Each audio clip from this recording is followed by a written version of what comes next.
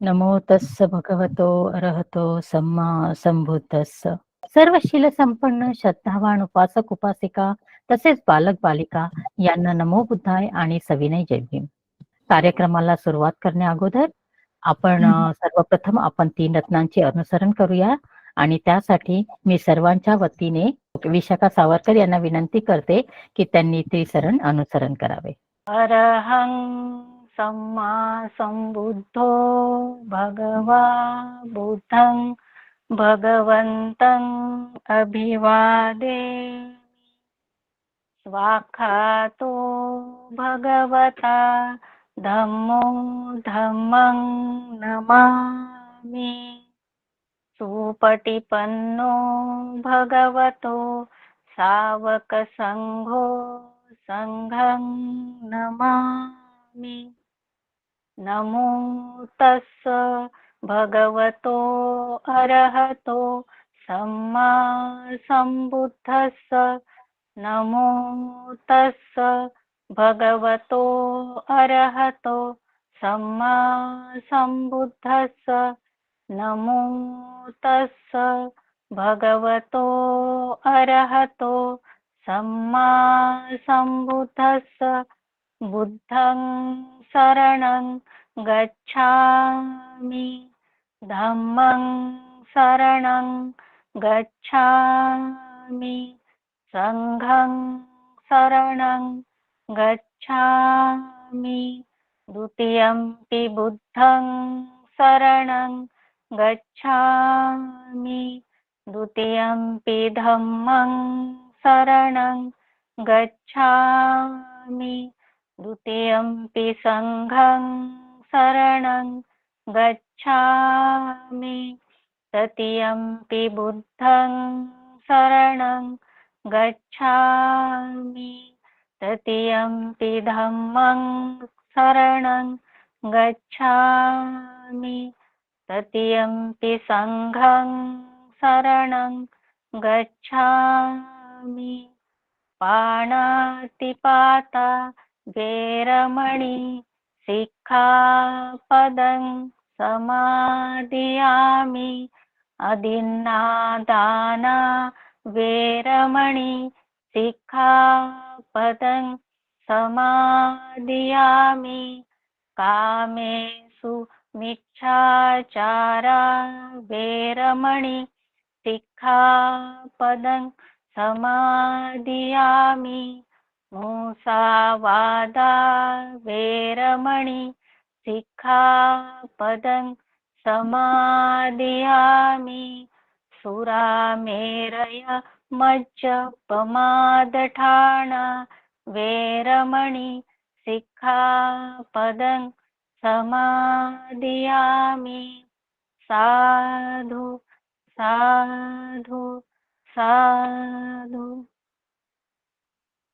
धन्यवाद ताई, खूप खूप धन्यवाद. जुलै 2021 पासून आपण दर शनिवारी ऑनलाईन पद्धतीने आपण आपल्या सर्वांच्या हितसुखासाठी मांगल्यासाठी भगवान बुद्धांच्या वाणीला प्रकाशित करत आहोत. तेव्हा या अविरत चालू असलेल्या धम्मपद गाथा आणि कथाच्या यशस्वी समारोपानंतर आणि आपल्या उपासक उपासिका यांच्या उत्स्फूर्त प्रतिसादानंतर तसेच त्यांची धम्माला जाणून घेण्याची तळमळ हे सर्व बघताना आपण जातक अठ्ठकथा या नवीन व्याख्यान मालिकेला आपण सुरुवात केली आणि त्यापासून आपण बुद्धांचे मूळ पाली भाषेतील उपदेश त्रिपिटकांच्या अभ्यासकाच्या माध्यमातून ऑनलाईन पद्धतीने समजून घेण्याचा आपण हा उपक्रम चालू केला आहे. आज आपण या मालिकेचे 11वे पुष्प घेऊन आलो आहोत. तेव्हा आपण सर्वांनी शांत आणि एकाग्र चित्ताने या बुद्धवाणीला श्रवण करावे, ग्रहण करावे ही आपणास मी नम्र विनंती करत आहोत. पण त्याआधी मी आपल्या मार्गदर्शिका आहेत आपल्या आजच्या आदरणीय विद्या पंडित मॅडम आणि मी मॅमचा थोडक्यात परिचय देऊ इच्छिते. मॅम ह्या नेट क्वालिफाईड आहेत आणि त्यांनी हे डिसेंबर 2007 मध्ये कंप्लीट केले. तसेच त्यांचे ME पाली एप्रिल 2008 मध्ये झाले आहे. त्यांचे डिप्लोमा इन बुद्धी स्टडीज अँड विपश्यना हेही त्यांनी कंप्लीट केले आहे. Post graduation diploma in Babasaheb Ambedkar thoughts in April 2009 she has completed. तसेच आता सध्या असिस्टंट प्रोफेसर म्हणून ma'am department of Pali, university of Mumbai या इथे 2009 पासून कार्यरत आहेत. आणि मॅमचे काही पेपर्स देखील प्रेझेंट झालेले आहेत. ते आहेत पंच औरंबिक यानी संयोजनानी at Aurangabad in 8th annual conference of Indian society for Buddhist studies, तसेच research methodology in comparative philosophy, Sanskrit, Pali, Prakrit and art and architecture held at Guru Nanak Khalsa college in September 2008. तसेच Jataka katha and Paramita held at Saint Xavier's college in Mumbai in 2015. असे बरेच मॅमचे paper सादर झालेले आहेत. तेव्हा थोडक्यात हा मॅमचा मी परिचय देऊन मी इथेच मॅमना विनंती करते की आपण सर्वांच्या वतीने मी विनंती करते की त्यांनी आज आपल्या या 2 जातक अट्टकथा, कुक्कुर जातक वर्णना आणि भोजा जानीय जातक वर्णना, या 2 गाथांवर आम्हाला मार्गदर्शन करावे. विद्या मॅम. नमो तस्स भगवतो अरहतो सम्मा संबुद्ध. आज आपण जातक अट्टकथेमधल्या 2 जातक बघणार आहोत. त्यातलं पहिलं जातक आहे कुक्कुर जातक आणि त्याच्या पुढचं जातक आहे भोजा जानीय जातक. तर आता आपण जे पहिलं जातक आहे कुक्कुर जातक तिथून सुरुवात करूया. आता कुक्कुर कुक्कुर म्हणजे पालीमध्ये कुक्कुर म्हणजे कुक्कुर, मराठीमध्ये कुक्कुर म्हणजे कुत्रा. तर हे कुत्र्याच्या अनुषंगाने कुत्रा समुदाय त्यांच्या अनुषंगाने हे जातक आहे. तर इथे बघूया आपण, ये कुक्कुराती इदं सत्ता जे तर म्हणे. हॅलो, पीपीटी चालू करू का? हा करा. ये कुक्कुराती इदं सत्था जेतवने विहरंतो यातथचर्यम आरंभ कथेसी. आता गाथेची सुरुवात दिलेली आहे. ही जातकाची गाथा आहे. ये कुक्कुराती, ही जी गाथा आहे ही गाथा बुद्धांनी जेतवने विहरंतो, जेतवनामध्ये विहार करत असताना यातथचर्य, आता याती म्हणजे नातेवाईक, आपले नातलग, यातथचर्यम अर्थचर्यम त्यांच्या हिताच्यासाठी, याती म्हणजे नातलग आणि अर्थचर्यम म्हणजे त्यांच्या अर्थाने किंवा त्यांच्या हितासाठी, त्यांच्या भल्यासाठी, त्यांच्या कल्याणासाठी, त्यांच्या रक्षणासाठी उद्देशून ही कथा बुद्धांनी सांगितलेली आहे. सा द्वादश निपाते बद्धसाळ जातके आवी भविष्यती. आता ते काय सांगतात की ही जी कथा आहे ना फुल डिटेल मध्ये द्वादश निपाते, जे 12वं निपात आहे जातक अट्टकथेमधलं जे 12वं निपात आहे त्याच्यामध्ये जे बद्धसाळ जातक आहे. आता हे बद्धसाळ जातक 465 नंबरचं हे जातक आहे. त्याच्यामध्ये आवी भविष्यती म्हणजे त्याच्यामध्ये त्याचं डीप एक्सप्लेनेशन आलेलं आहे. तर आपण बघितलंय की जातक अट्टकथा या 5 भागांमध्ये असतात. एक तर पचुपन्न, दुसरं अतीत, नंतर असते गाथा, नंतर त्या गाथेचं असतं वैयाकरण आणि नंतर असतं समोधान. तर त्यातला जो पहिला भाग आहे पचुपन्न. तर आता हे पचुपन्नामध्ये फक्त यांनी एवढं सांगितलेलं आहे की ही गाथा, याची सुरुवात आहे ना ती बद्धसाळ जातकामध्ये त्यांनी सांगितलेली आहे. मग आता आपल्याला त्यासाठी ना पचुपन्न काळ माहिती असणं आवश्यक आहे. तर तो पचुपन्न काळ आपल्याला कशात घ्यायचा आहे, तर बद्धसाळ जातक. तर मग आता हे बद्धसाळ जातक काय आहे हे मी तुम्हाला थोडक्यात सांगते की तेव्हा पचुपन्नामध्ये म्हणजे बुद्धांच्या हयातीमध्ये काय घटना चालू होती. आता हे बद्धसाळ जातक त्यांनी याच्यात दिलेला नाहीये, पण मी बद्धसाळ जातकाचं बद्दल तुम्हाला आता माहिती सांगते. तर बद्धसाळ जातकामध्ये काय सांगितलेलं आहे की त्या वेळेला की भिक्षू संघ खूप मोठ्या प्रमाणात फ्लरिश झाला होता, खूप मोठ्या प्रमाणात भिक्षू संघ होता. तर श्रावस्तीमध्ये काय झालं होतं, अनाथ पिंडक आणि विशाखा माता हे जे उपासक आणि उपासिका होते यांच्या घरी, यांच्या निवासस्थानी दररोज 500 भिक्षूंना जेवण दिलं जात होतं. अनाथपिंडकांच्या निवासस्थानी 500 भिक्षूंना प्रत्येक वेळी रोज जेवण मिळायचं. तसंच विशाखा माता यांच्या घरी सुद्धा 500 भिक्षूंना दररोज न चुकता जेवण मिळायचं. तसंच जो कोसला राजा होता, कोसला राजा म्हणजेच राजा प्रसेनजित, कोसलचा राजा प्रसेनजित, तर याच्या घरी सुद्धा नाना प्रकारचं चविष्ट जेवण बनवलं जात होतं. आणि भिक्षू त्यांच्याकडे पण जाऊन भोजन घ्यायचे. पण ते काय करायचे, तिथे राजाकडे मोस्टली भिक्षू जातच नसे. तर मग राजाला जेव्हा विचारतो की मी एवढं छान छान स्वादिष्ट जेवण बनवतो, पण हे भिक्षू माझ्या निवासस्थानी येऊन भोजन भिक्षा का ग्रहण करत नाहीये, आणि हे अनाथपिंडक आणि विशाखा यांच्याकडे जाऊन तर जेवण करतात. तर ह्याचं कारण आहे ना, तो बुद्धांना विचारतो की मी तर भिक्षूंसाठी एवढं स्वादिष्ट जेवण बनवतो, पण माझ्याकडे इतकं जेवण नाही, आणि कधी आलेच जेवण घ्यायला तर माझ्याकडनं भोजन घेतात आणि ते जेवण जाऊन ते अनाथपिंडक किंवा विशाखा माता यांच्या घरी जाऊन ते भोजन घेतात. तर याच्यामध्ये काय कारण असेल, तर बुद्ध सांगतात की की त्यांना ना जेवणामध्ये स्वादिष्ट जेवण नसेल तरी चालेल, त्यांना तुम्ही कांजी पाणी काही दिलं तरी चालेल.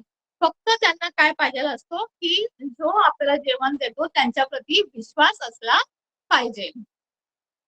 मग राजाला कळतं की हे लोक भिक्षू माझ्या घरी, माझ्या निवासस्थानी, माझ्या दरबारात का जेवायला येत नाही, तर त्यांचा माझ्यावरती विश्वास नाही. मग राजा बुद्धांना विचारतो, मग भिक्षूंना कोणाच्या प्रती विश्वास जास्त आहे? तर मग बुद्ध सांगतात की त्यांचे जे नातेवाईक असतील, भिक्षू लोकांचे जे काही नातेवाईक असतील, किंवा जे हे कोणत्या शाक्य कुळातले जे लोक आहेत त्यांच्या प्रती भिक्षूंना जास्त विश्वास आहे. म्हणजे भिक्षूंना त्यांचे स्वतःचे नातेवाईक आणि शाक्य कुळ, आता बुद्ध हे शाक्य कुळातले असल्यामुळे सर्व भिक्षूंना शाक्य कुळावरती काय आहे, भरपूर विश्वास आहे. मग आता राजा विचार करतो की अरे मग माझ्या घरी तर आता भिक्षू तर जेवण द्यायला येत नाही, तर मी असं काय केलं पाहिजे की जेणेकरून भिक्षू माझ्या घरी येऊन भिक्षा ग्रहण करतील. आणि मग राजा काय ठरवतो की मी एका शाक्य कन्येशी काय करतो, लग्न करतो. म्हणजे आमच्या दोघांचं काय होईल, नातं होईल. शाक्य मुलगी केल्यामुळे मी बुद्धांच्या नात्यातला होईल आणि भिक्षूंना माझ्यावरती विश्वास बसेल आणि ते माझ्याकडे आनंदाने येऊन काय करतील, भोजन ग्रहण करतील. आणि म्हणून मग राजा काय करतो, कपिल वस्तूमध्ये आपल्या दूतांना पाठवतो, संदेश घेऊन पाठवतो की मला तुमच्याशी नातं जोडायचं आहे, तर तुमची मुलगी शाक्य कन्या मला द्या, मला तुमच्याशी नातं जोडायचं आहे. आणि ते म्हटले, परत राजा असाही संदेश देतो, जर तुम्ही तुमची मुलगी दिली नाही, शाक्य कन्येशी माझा विवाह लावून दिला नाही, तर आपल्यामध्ये वैर निर्माण होईल. आणि जर वैर झालं तर मग काय होईल, तुमच्या कुळाचा काय होईल, नाश होईल. मग आता हा जो संदेश ऐकल्यानंतर शाक्य लोकांनी हा संदेश ऐकल्यानंतर त्यांनाही खूप विचार करतात की खरोखर आपण जर ह्या राजाला शाक्य कन्या जर दिली नाही, तर हा राजा आपल्यावरती स्वारी करून येईल आणि आपल्या शाक्य कुळाचा नाश करेल. मग त्यांच्यामध्ये सभेमध्ये एक चर्चा होते आणि त्या वेळेला महानाम हा बुद्धांचा चुलत भाऊ असतो. तर तो काय विचार करतो, तो त्या सभेमध्ये बोलतो की तुम्ही काय काळजी करू नका, मला आहे ना वासव खत्तिया नावाची मुलगी आहे. त्याला वासव खत्तिया नावाची मुलगी होती आणि ती अतिशय देखणी, सुंदर आणि रूपवान होती. आणि ती जी मुलगी आहे, ती मुलगी त्याला झालेली असते कोणापासून, तर नागकुंड नावाच्या दासीपासून झालेली असते. म्हणजे दासीचं आणि त्या महानामाचं लग्न होतं आणि त्या दासीपासून त्याला जी मुलगी झाली होती तिचं नाव होतं वासव खत्तिया. आणि ती तरुण अवस्थेत खूप सुंदर दिसायला होती आणि तो म्हणतो की आता ती तर माझी मुलगी आहे ना, मी क्षत्रिय आहे म्हणजे, तर ती पण काय झाली, क्षत्रिय कन्याच झाली. आणि म्हणून तो शाक्यांना मेसेज पाठवतो की आम्ही काय करतो, तुम्हाला आमची मुलगी देतो. मग राजाला हे दूत पुन्हा मेसेज पाठवतात की शाक्य लोक मुलगी द्यायला तयार आहे. पण नंतर मग पुन्हा असा विचार येतो की शाक्य लोक हे जातीवर खूप अभिमान करणारे आहेत. आणि ते सहजासहजी त्यांची मुलगी आपल्याला शाक्य कन्या आपल्याला देणार नाही. नक्कीच ते काहीतरी गडबड करतील असं त्यांना थोडासा डाऊट आला. आणि मग ते राजा त्यांना काय सुचवतो की तुम्ही कसं ओळखाल की ते खरोखरच त्याची मुलगी आहे की नाही. तर ते दूतांना सांगतो की तुम्ही बघा, जर ते पिता आणि पुत्री जर एका ताटामध्ये जर जेवण घेत असेल तर ते काय आहे, खरंच ती मुलगी खरंच शाक्य कुळातली आहे. म्हणून तुम्ही त्यांना काय सांगा की तुम्ही आम्हाला एकत्र भोजन करताना दिसले पाहिजे. आणि मग ते दूत आहे ना महानामाकडे तसा मेसेज पाठवतात की आम्हाला तुला आणि तुझ्या मुलीला एका ताटामध्ये जेवण करत असताना बघायचं आहे. मग हा संदेश ऐकल्यावर पुन्हा महानाम चिंतेमध्ये की बाबा आता आपण काय करायचं. मग पुन्हा त्याला एक कल्पना सुचते. मग तो काय करतो, त्याचे जे हे असतात ना सेवक, त्यांना काय सांगतो की मी जेवायला बसेल, तुम्ही त्यावेळेला काय करा, ही जी वासव खत्तिया माझी मुलगी आहे तिला तुम्ही अलंकृत करून तिला घेऊन या आणि तोपर्यंत मी काय करेल, एक घास खाईल. आणि जेव्हा मी नंतरचा घास खाईल ना तेव्हा वासव खत्तिया आलेली असेल आणि ती माझ्या ताटामध्ये जेवायला बसलेली असेल. आणि ती जेव्हा घास उचलेल आणि तोंडात टाकेल तेव्हा तुम्ही एका दूताने माझ्याजवळ यायचं आणि त्यांनी मला म्हणायचं की महाराज तुमच्यासाठी एक संदेश आलेला आहे, तर हा तुम्ही संदेश वाचा. आणि मग त्यावेळेला मी काय करेल, ते संदेश वाचायला घेईल. आणि असं करून बघा की एक घास खाऊन टाकेल आणि नंतरचा घास तर मग ते सगळं तीच खाणार. आणि असं सीन पण क्रिएट होईल की आम्ही दोघं बाप लेका आम्ही एका ताटामध्ये जेवलो, असाही सीन क्रिएट होईल. आणि मग तो सेम त्याप्रमाणे तो सगळा सीन क्रिएट करतो आणि त्या दूतांनाही वाटतं की खरोखरच हा महानाम त्या मुलीबरोबर वासव खत्तिया मुलीबरोबर आपल्या मुलीबरोबर एकत्र जेवला तर ही नक्की काय आहे, शाक्य वंशाची आहे. आणि असं म्हणून ते मग ते त्या मुलीला घेऊन प्रसेनजीत राजाकडे जातात. तिकडे त्यांचं लग्न वगैरे लावून देतात. आता लग्न झाल्यानंतर पसंतीत राजा आहे तो त्या राणीला म्हणजे वासव खत्तिया ही पसंतीत राजाची राणी तिला आहे ना अग्रस्थानी देतो. म्हणजे ती त्याची एका फेवरेट राणी बनते नंतर सर्व राण्यांमध्ये. ती राजाला खूप आवडते. आणि नंतर काही काळानंतर काय होतं ती गर्भवती राहते. वासव खत्तिया गर्भवती राहते. आणि गर्भवती राहिल्यानंतर ती 10 महिन्यानंतर एका सुंदर अशा मुलाला जन्म देते. आता मुलाला जन्म दिल्यानंतर हा जो पसंतीत राजा आहे तो काय करतो, त्याचा जो आजोबा आहे त्या आजोबाला संदेश पाठवतो. तर काय संदेश पाठवतो की जी मी ती शाक्य कन्या मुलीशी जो विवाह केलेला आहे, ती जी वासव खत्तिया आहे तिला एक मुलगा झालेला आहे आणि मुलगा खूप सुंदर दिसायला आहे, सुवर्ण रंगाचा आहे. तर तुम्ही त्याच्यासाठी एखादं सुंदर असं नाव सुचवा. असं म्हणून तो एका दूताला काय पाठवतो, मेसेज घेऊन पाठवतो त्याच्या आजोबाकडे. आता तो दूत जातो आणि तो दूत त्या आजोबांना जाऊन हा संदेश सांगतो की बाबा वासव खत्तियाला मुलगा झालेला आहे आणि तो खूप दिसायला सुंदर आहे आणि राजाने तुम्हाला त्याच्यासाठी नाव सुचवायला सांगितलेलं आहे. मग त्या राजाचा आजोबा काय म्हणतो की ही जी वासव खत्तिया आहे ही राजाने तिला काय केलेलं आहे, सर्व राण्यांमध्ये पट्ट राणीचं स्थान दिलेलं आहे. ती अगोदरच राजाला प्रिय आहे आणि आता सुंदर मुलाला जन्म दिला तर ती आता राजाला आणखीनच प्रिय झालेली आहे. आणि म्हणून पालीमध्ये प्रिय म्हणजे अतिशय सुंदर देखणी, याला वल्लभ नाव आहे, वल्लभ. म्हणून त्याच्या आजोबाच्या तोंडातनं नाव निघतं वल्लभा. आणि हे जे दूध आहे ना, हा तो दूध जो गेलेला असतो ना, तो थोडा ऐकायला कमी असतं त्याला जरा व्यवस्थित ऐकायला येत नसतं. तर तो वल्लभ नाव न ऐकता तो काय ऐकतो, विठुब्ब. वल्लभाच्या ऐवजी त्याला ऐकायला जातं विठुब्ब. आणि अशा प्रकारे विठुब्ब नाव घेऊन तो पसंतीत राजाकडे येतो. आता पसंतीत राजा विचार करतो की असं काय नाव आहे विठुब्ब, पण नंतर तो शेवटी ठरवतो की बाबा हे खरोखर एखादं पारंपरिक एखादं नाव असेल आणि ते माझ्या आजोबांनी सुचवलेलं असेल आणि म्हणून तो काय करतो, त्या मुलाचं नाव विठुब्ब ठरवतो.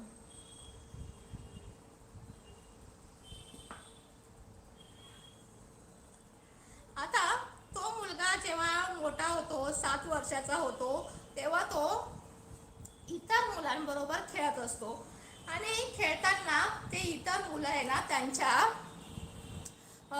आजी आजोबाकडून म्हणजे आईच्या आई वडिलांकडनं आलेले खेळणी आहे ना, ते एकमेकांना दाखवतात. बघा, हे माझ्या आजीने पाठवलं, हे माझ्या आजोबांनी पाठवलं. तर हा जो विठुब्बा आहे हा विचार करतो, सगळ्या मुलांना त्यांच्या आजी आजोबा काही ना काही भेट होतात, पण मला माझे आजी आजोबा कधीच भेटवस्तू पाठवत नाही, असं का होतं. मग तो त्याची आई वासवखत्ती आईला जाऊन विचारतो की सर्व मुलांना त्यांची आजी आजोबा भेटवस्तू पाठवतात, तर मला का नाही कोणी भेटवस्तू पाठवत. तर त्याची आई सांगते की अरे, तुझं माझं माहेर आहे ना, इकडनं खूप दूर आहे, त्यामुळे कोणी भेटवस्तू घेऊन येऊ शकत नाही ना, म्हणून तुला कोणी भेटवस्तू, म्हणून तुझ्याकडे भेटवस्तू नाही, असं म्हणून ते त्याला काय करत असते, समजावत असते. पुढे तो मुलगा 16 वर्षाचा होतो, विठुब्ब. विठुब्ब हा 16 वर्षाचा होतो आणि त्याचं ते चालूच असतं की मला माझ्या कुठे जायचंय, आजोळी जायचं आहे.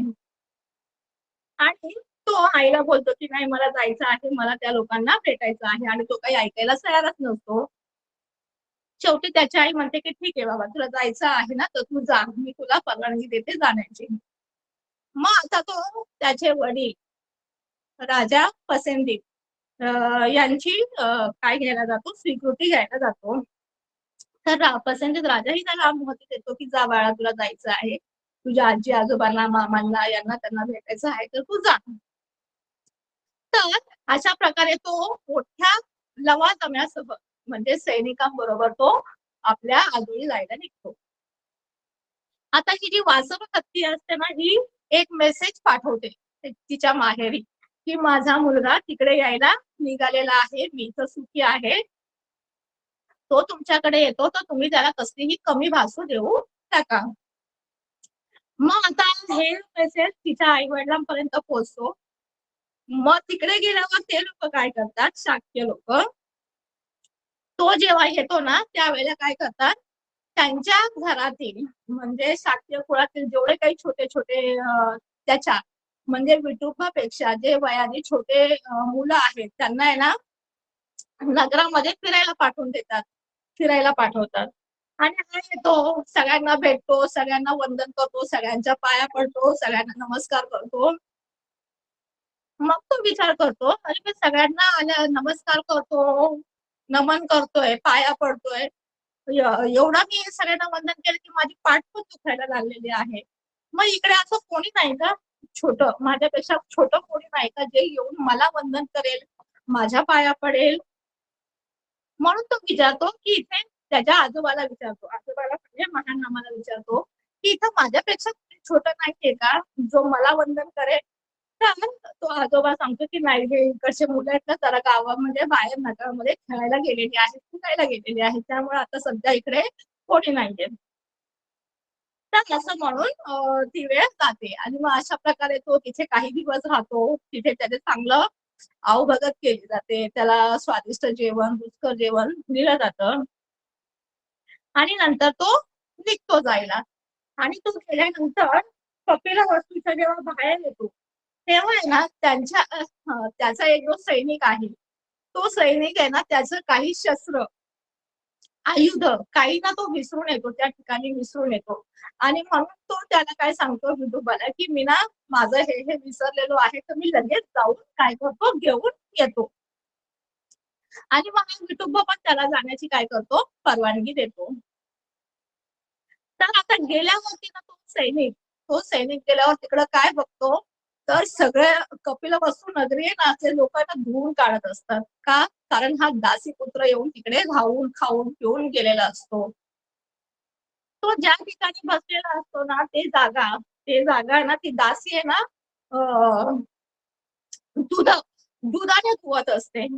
आणि ती मग धुता आहे ना, बडबड करत असते, की काय हा दासीपुत्र आला आणि तो आल्याने हे सगळं काय झालं, इकडचं वातावरण दूषित झालेलं आहे. आणि असं करत त्याचा अपमानजनक त्याला विडूपाबद्दल अपमानजनक बोलत, त्याची निंदा नालस्ती करत ती जागा आहे ती साफसूफ करत असते. आणि हा विडूपाचा जो सैनिक आहे तो जातो आणि हे सगळं ऐकतो. मग त्याला कळतं की अरे हा विठुप्पा आपण जे त्याला राजा समजतो हा तर काय आहे, त्याची आई तर एक दासी कन्या आहे. आणि असं म्हणून मग तो येतो आणि विठुप्पाला हे सगळ्या गोष्टी सांगतो की तिकडे ना असं असं चालू आहे, तुम्ही जिथे बसलात, तुम्ही जिथं उठलात ती जागा दुधाने काय केली जात आहे, धुतली जात आहे. मग विठुप्पा खूप चिडतो आणि त्याला राग येतो. तो म्हणतो की अरे मग यांनी तर माझ्या वडिलांसोबत काय केलेलं आहे, फसवलेलं आहे. की शाक्य गीता सांगून यांनी काय दिली, दासी कन्या माझ्या वडिलांना दिली.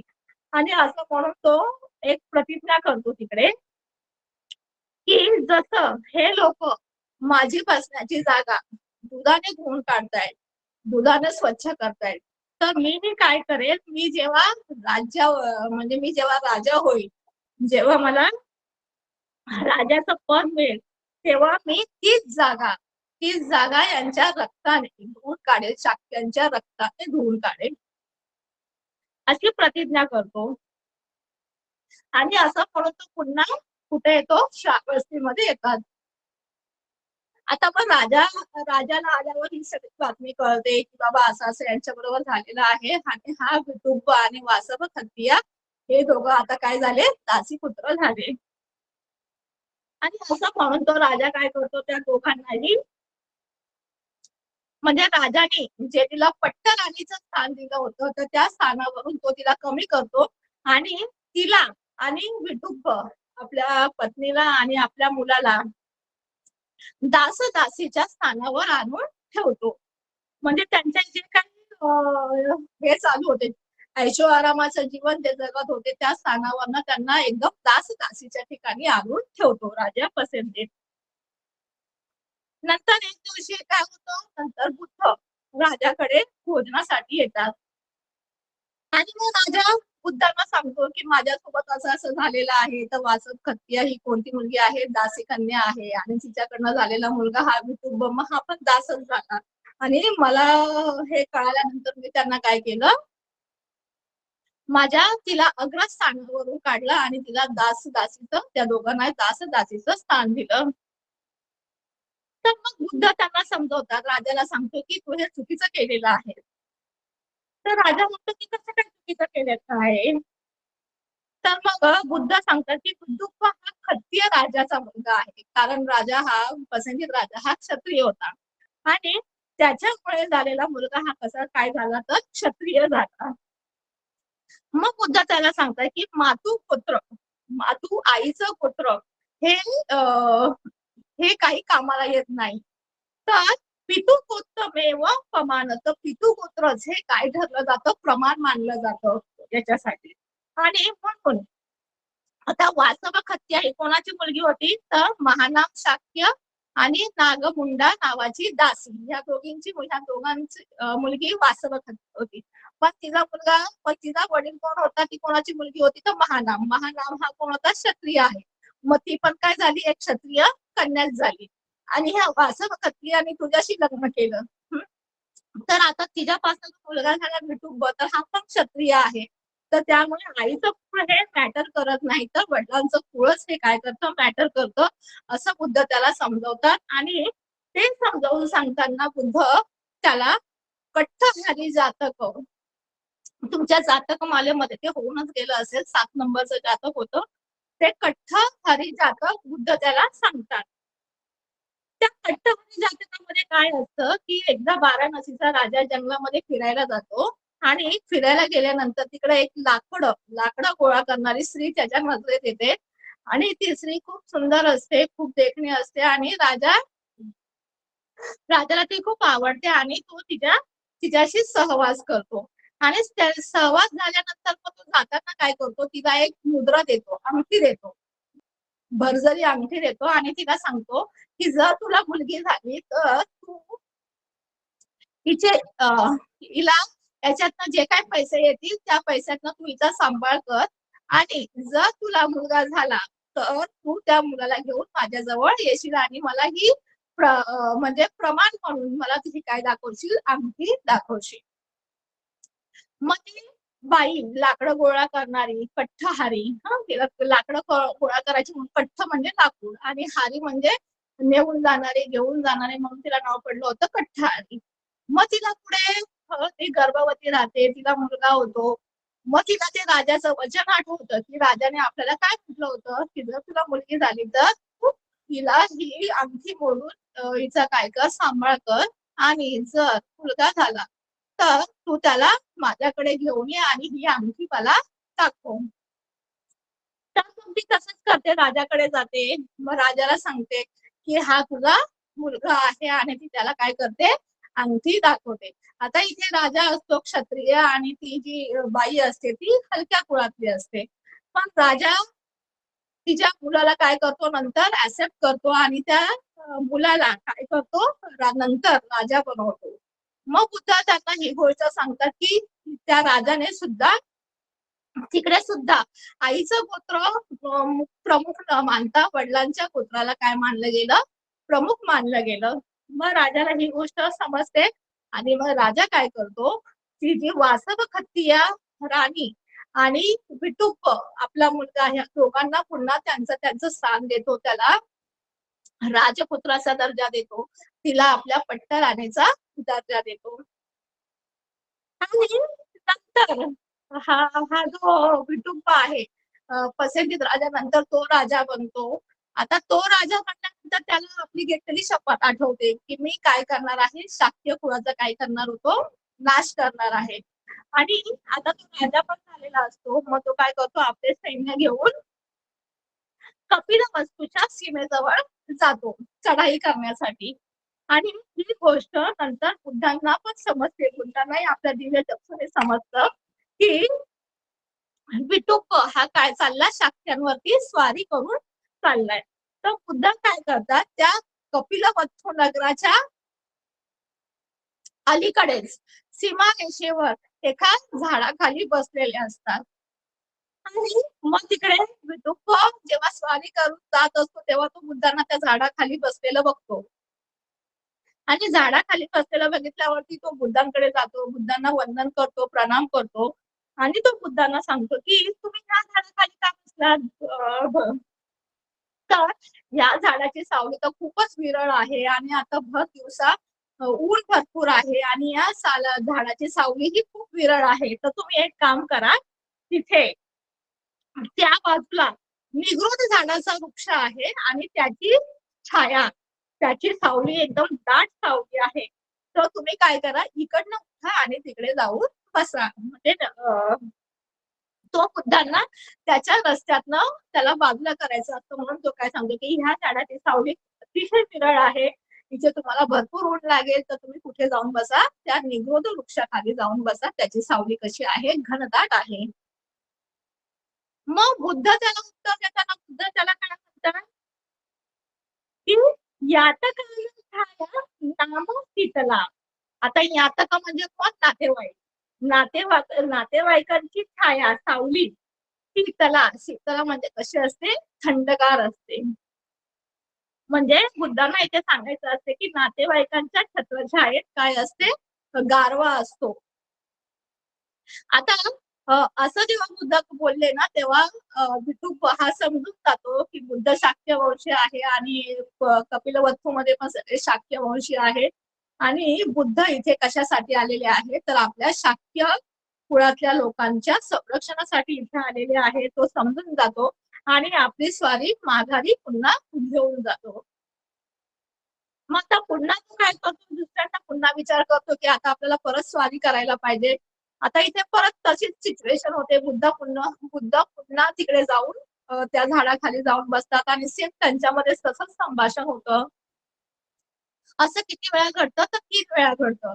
म्हणजे 3 वेळा विठुप्प स्वारी करून जातो कपिलवस्तूवरती आणि 3 वेळा जाऊन बुद्ध त्याला ते अडवतात, तसं करण्यापासून अडवतात. पण चौथ्या वेळेला काय होतं, चौथ्या वेळेला एक घटना घडते, की जे शाक्य आहेत, त्या शाक्य लोकांनी आहे ना पूर्वजन्मामध्ये एक वाईट कृत्य केलेलं असतं. त्यांनी काय केलेलं असतं, की पाण्यामध्ये विहिरीच्या नदीच्या पाण्यामध्ये विष टाकलेलं असतं आणि ते विष टाकल्याचं त्यांचं कर्म आहे ना आता फळ देणार असतं त्यांना आणि त्या फळ स्वरूप काय होतो, त्या सर्वांचा नाश होणार असतो. म्हणून चौथ्या वेळेला बुद्ध काय करतात, तिकडे जात नाही आणि विठुप्प मग काय करतो, त्यांच्यावरती स्वारी करतो आणि सर्व शाक्य लोकांचा काय करतो, नाश करतो. म्हणजे शाक्य वंश इथे काय करतो, संपवून टाकतो. आणि अशा प्रकारे त्याने जी शपथ घेतलेली असते, की मी माझं आसन म्हणजे ह्या लोकांनी माझं आसन दुधाने धुतलं ना, तर मी माझं आसन कशाने धुवेल, शाक्यांच्या रक्ताने धुवेल. आणि त्यांनी ही त्याची प्रतिज्ञा पूर्ण केली. तर इथे हा संदर्भ का दिला, तर बुद्धांनी काय केलं होतं, 3 वेळा क्रमशः 3 वेळेला जाऊन आपल्या शाक्य कुळातील लोकांचं काय केलं होतं, रक्षण केलं होतं. म्हणजे आपल्या नातेवाईकांचं काय केलं होतं, रक्षण केलं होतं. तर ही होती वर्तमानातली घटना पचुपन्न वस्तू. त्याच्या जी गोष्ट आता अतीतातली चालू आहे, तर ती अतीतातली बुद्ध गोष्ट सांगतात, की मी आत्ताच नातेवाईकांची काळजी नाही करत आहे, हिताचा बलाचा विचार नाही करत आहे, तर पूर्वजन्मामध्ये सुद्धा काय केलेलं आहे, मी माझ्या नातलगांच्या हिताच्या रक्षणासाठी काय केलेले आहे, प्रयत्न केलेले आहे. आणि असं म्हणून बुद्ध अतीत वस्तू सांगतात. तर आता इथे बुद्ध काय सांगतात, अतिते 12 ब्रह्मदत्ते रज्जकारेंते बोधिसत्तो तथा रूपं कम्मं पटिच्च कुक्कुर योनी निब्बतित्वा. आता इथे काय सांगितलेलं आहे, की बोधिसत्व हा कुक्कुर योनी म्हणजे कुत्र्याच्या योनीमध्ये जन्माला आलेला होता आणि तो हजारो कुत्र्यांच्या परिवारासोबत महासुसाने वसती, महासुसाने म्हणजे एका स्मशानामध्ये तो राहत होता कुत्र्यांच्या परिवारासोबत, म्हणजे खूप साऱ्या कुत्र्यांसोबत तो स्मशानात राहत होता. आणि एक दिवशी एक घटना घडते. राजा आहे ना, तिकडचा राजा, वाराणसीतला राजा, त्या दिवशी ना गार्डन मध्ये जातो आणि गार्डन मध्ये तो रथ पूर्ण सजवलेला असतो. सेंदव घोडे त्याला जुंपलेले असतात आणि अशा रथावरती आरूढ होऊन राजा बागेत फिरायला जातो, तिकडे फिरतो आणि संध्याकाळच्या वेळेला नगरात पुन्हा येतो. आणि नगरात फिरून आल्यानंतर त्याचे जे सारथी आहे ना, ते काय करतात, त्या रथाला आहे ना तिथेच ठेवतात. म्हणजे त्या रथाला व्यवस्थित जागी न ठेवता तिथेच बाहेर एका ठिकाणी काय करतात, त्या रथाला ठेवून देतात. आणि त्याच दिवशी काय होतं, रत्ती देवे वसंतो तित्तो, त्याच दिवशी काय होतं, रात्रीच्या वेळेला खूप जोराचा पाऊस येतो आणि त्या पावसामध्ये तो जो रथ आहे, तो रथ काय होतो, ओला चिंब होतो, तो रथ पूर्णतः भिजतो. मग आता भिजल्यावरती काय होतं, तर कोल्हे एकच नका कोतरित्वा तस्य चंपंच नंदींच खादींसु. तर तो रथ भिजल्यावरती त्या महालामध्ये, राजाच्या महालात राहणारे जे कोल्हे एक सुनखा, कोल्हे एक सुनखा म्हणजे राजाच्या महालामध्ये वाढलेले, तिथेच मोठे झालेले हे जे कुत्रे होते, ते काय झाले, ते महालातून खाली आले. म्हणजे ते, कारण रथ कुठे होता, खाली अंगणामध्ये उभा होता आणि ते खाली आले आणि त्यांनी काय केलं, ते रथाला जे काही चामडं गुंडाळलेलं होतं ते चामडं खाल्लं. परत त्याची जी चामड्याची दोरी होती ती पण खाऊन टाकली. म्हणजे रथाचं सगळं चामडं त्यांनी काय केलं, खाऊन टाकलं. मग दुसऱ्या दिवशी राजापर्यंत ही बातमी जाते. मग राजाला सांगितलं जातं की देव निद्धम मुखेन सुनखा पविसित्वा रथस्य चंपंच नंदींच खादिंसु. ते दरबारातले लोक म्हणजे त्याचे सैनिक, राजाचे सैनिक राजाला सांगतात की नदी नाल्याच्या मार्गाने सुनख, इथं जे बाहेरचे जे सुनख आहेत ते आत आले आणि त्यांनी काय केलं, ह्या रथाचे चांबड, त्या रथाची दोरी, चांबड्याची दोरी वगैरे सगळं काय केलं, खाऊन टाकलं. आणि हे ऐकल्यावरती राजा सुनखानं कुंचित, राजा त्या पुत्रांच्या प्रती राजांना काय झाला, द्वेष निर्माण झाला आणि मग त्याने राज आज्ञा दिली, दिठ्ठ दिठ्ठ ठाणे सुनखे घाते था. राजा सांगतो की जिथे जिथे तुम्हाला काय दिसतील, सुनख दिसतील, कुत्रे दिसतील, त्यांना तुम्ही काय करा, घात करा. आणि अशा प्रकारे राज आज्ञा दिल्यानंतर मग खूप साऱ्या कुत्र्यांना काय केलं जातं, मारलं जातं. जिथे जिथे त्या सैनिकांना कुत्रा दिसेल तिकडे तिकडे ते काय करायचे, त्यांच्या पाठीमागे पळून त्या कुत्र्यांना काय करायचे, मारून टाकायचे. मग असेच काय करतात काही कुत्र्यांचा समुदाय, मग काय करतात, घाबरून त्या स्मशानामध्ये जातात जिकडे बोधिसत्व पण खूप साऱ्या कुत्र्यांच्या परिवारासोबत राहत असतो. मग तो बोधिसत्व जो कुक्कुर योनीमध्ये असतो, तो तुम्हाला म्हणतो, त्यांना म्हणतो की तुम्ही एवढे सगळेजण माझ्याकडे का आलात, काय कारण आहे. मग ते सांगतात की असं असं त्या राजाचा रथ आहे आणि त्या रथाचं चामडं कोणीतरी खाऊन टाकलेलं आहे. आणि हे ऐकून राजा क्रोधित झाला आणि त्याने सुनख वधक आनापेसी, सुनख वधक म्हणजे सर्व कुत्र्यांना मारून टाका असं त्यांनी काय दिलेली आहे, आज्ञा दिलेली आहे. आणि त्यामुळे आम्हाला काय केलं जात आहे, मारलं जात आहे. मग बोधिसत्व पण विचार करतो, आरक्ष ठाणे पहिली सुनखान मोकासो रथी. मग बोधिसत्व विचार करतो आरक्ष ठाण, कारण राजाचं महाल होतं ते, म्हणजे राजाचं महाल हे कसं होतं, रक्षित होतं, चांगल्या प्रकारे त्याच्या आजूबाजूला संरक्षण असेल. तर अशा ठिकाणी बही खानो ओकासो रथी, तर बाहेरच्या कुत्र्यांना तिकडे जाण्याचा काही येत नाही, प्रश्न येत नाही. बाहेरच्या कुत्र्यांचा तिकडे जाण्याचा प्रश्नच नाहीये. तर आतमध्ये महालामध्ये जे काही कुत्रे राहत असतील त्यांचंच हे काम आहे. आणि असं म्हणून मग बोधिसत्व आपल्या याती संघर्ष जीवित दानन, आपले जे कुत्र, आता त्याचा तो ज्ञाती संपकोन झाला, तर कुत्र्यांचा परिवार झाला, तर त्यांना जीवित दान प्रदेयम, की मी आता यांना काय करतो, त्यांच्या जीवनाचं दान देतो. आणि असं म्हणून तो काय करतो, तो राजाच्या दरबारामध्ये जायला निघतो. Next slide.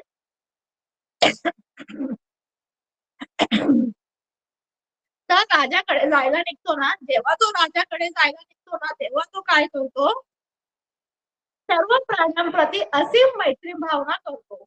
आणि मैत्री भावना करत करत तो जेव्हा पुढे जातो, आणि पुढे जाताना तो ना अधिष्ठान करत जातो. काय अधिष्ठान करतो, की मी राज दरबारामध्ये प्रवेश करत असताना मला कोणीही दगडाने किंवा मुगराने किंवा कोणी मला काहीही फेकून न मारो, अशा प्रकारचं अधिष्ठान करत तो नगरामध्ये, राजाच्या दरबारामध्ये प्रवेश करतो.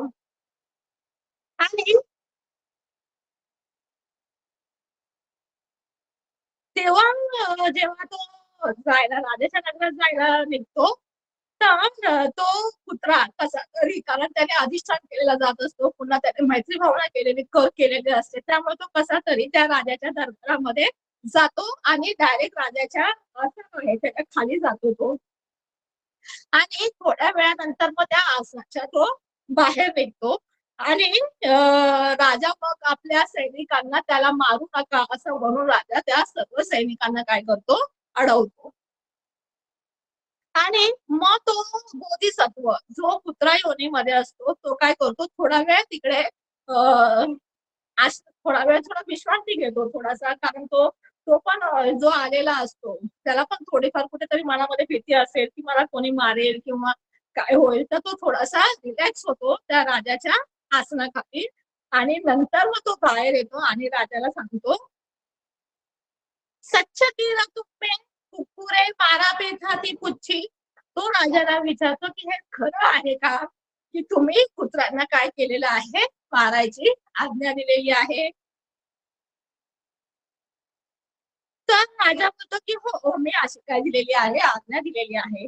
मग तो बोधिसत्व विचारतो, हो ते सर आपण आजो नरिंदा ती. हे नरिंदा, नरिंद म्हणजे नर म्हणजे माणूस आणि इंद म्हणजे राजा, तर नरिंद म्हणजे नरांचा राजा.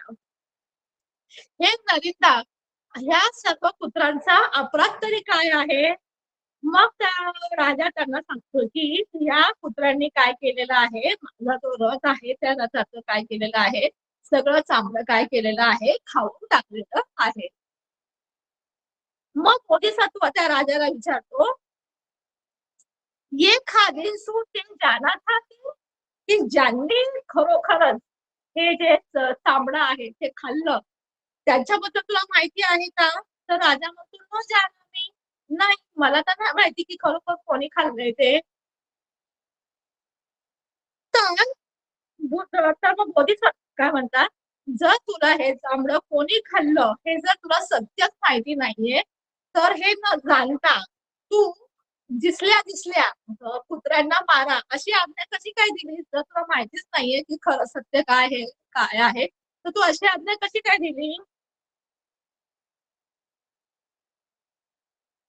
मग बोधिसत्व त्यांना विचारतो, तर तू आता ही आज्ञा दिली ना की कुत्र्यांना मारा, तर खरोखरच सगळ्या कुत्र्यांना मारलं जातं का, की काही अशी कुत्री आहेत की ज्यांना मारलं जात नाहीये. तर मग राजा म्हणतो की हा, आमच्या महालातले कोल्हे कुत्रे आहेत. कोल्हे म्हणजे राजाच्या निवासस्थानी वाढलेली, त्या महालात वाढलेली जी कुत्री आहे ना, तर त्यांना आम्ही काय केलेलं नाहीये, मारलेलं नाहीये असं राजा त्या बोधिसत्वाला सांगतो. तर मग बोलतात की मग तू अशी आज्ञा, मग तुम्ही त्यांना का नाही मारलं, तुझी तर आज्ञा अशी आहे ना की सर्व कुत्र्यांना काय करा, मारून टाका, मग तू त्या कुत्र्यांना का नाही मारलं. मग जर तू अशी आज्ञा आहे तर तू काय केलेलं आहे, तू पक्षपातीपणा करत आहेस आणि ह्या पक्षपातीपणामुळे तू काय होईल, वाईट गतीला जाशील असं तो बोधिसत्व राजाला सांगतो. आणि पुढे तो बोधिसत्व राजाला सांगतो की हा राजधर्म नाहीये, तुला कोणत्याही आज्ञा द्यायच्या आधी काय केलं पाहिजे, त्याचं सत्य जाणून घेतलं पाहिजे आणि नंतरच तू काय केली पाहिजे, आज्ञा दिली पाहिजे असं बोधिसत्व त्या राजाला सांगतो.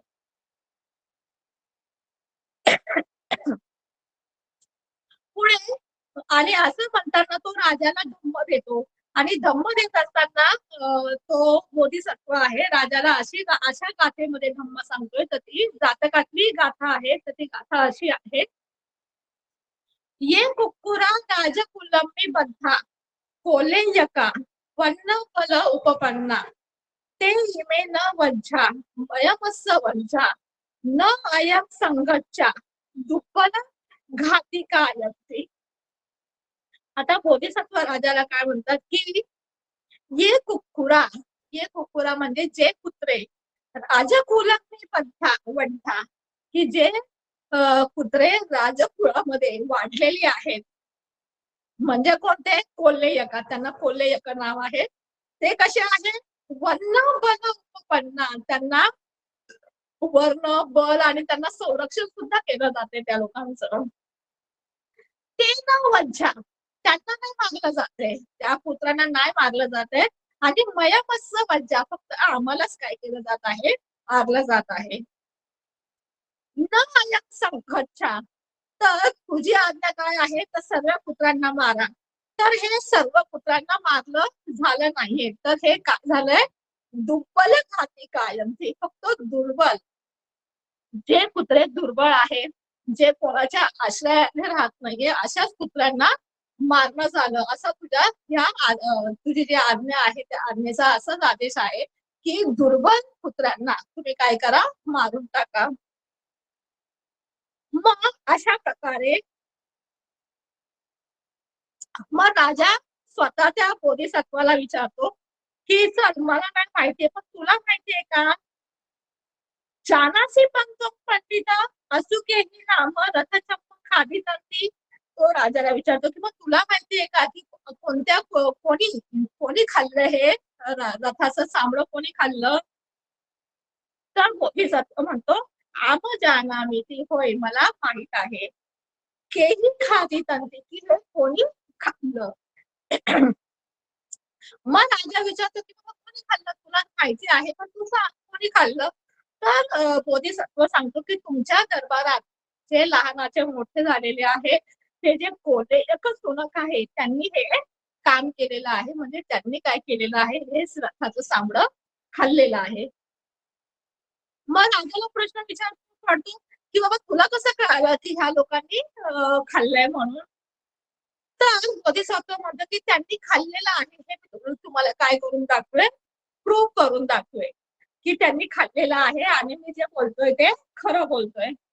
मग राजा म्हणतो की तू प्रूव्ह करतोय चालेल दाखव मला प्रूव्ह करून दाखव.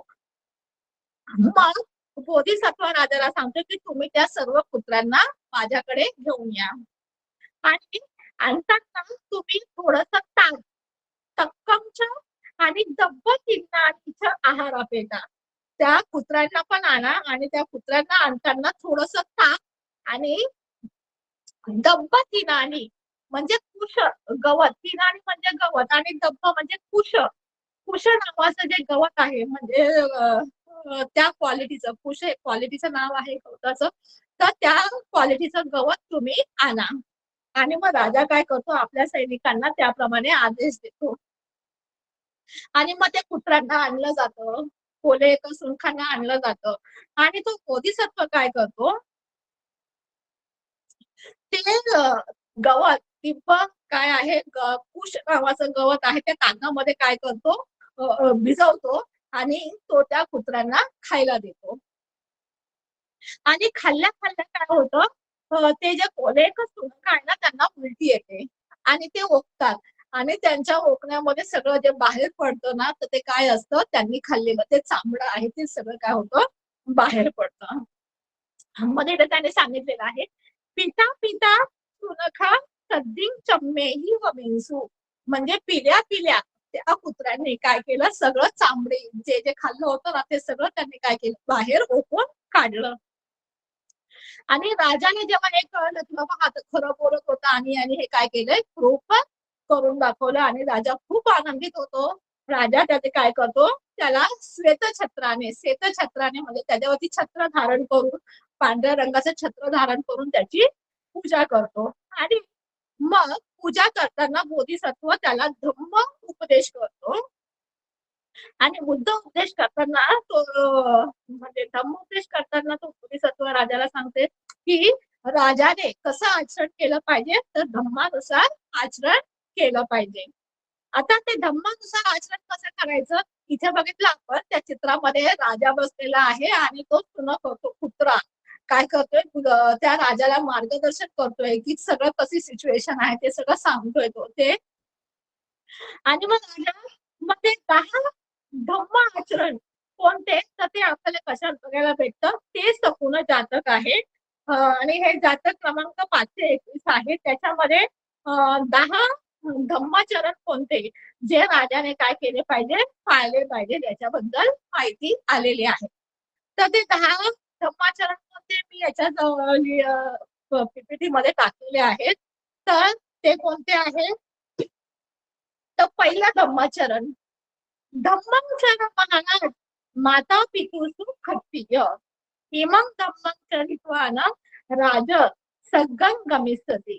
तर तो बोधिसत्व जो कुत्र्याच्या रूपात आहे तो राजाला धम्मोपदेश देतो आणि धम्मोपदेश देताना म्हणतोय धम्मं चर महाराज म्हणजे हे महाराज कशाने आचरण कर धम्माने आचरण कर. क्षत्रिय हे त्या राजाला म्हटलेलं आहे कारण तो क्षत्रिय कुळाचा राजा असतो. हे क्षत्रिय महाराज धर्माने आचरण कर. माता पितृसु कोणाबरोबर आई वडिलांसोबत तू कसं आचरण कर धम्माने आचरण कर.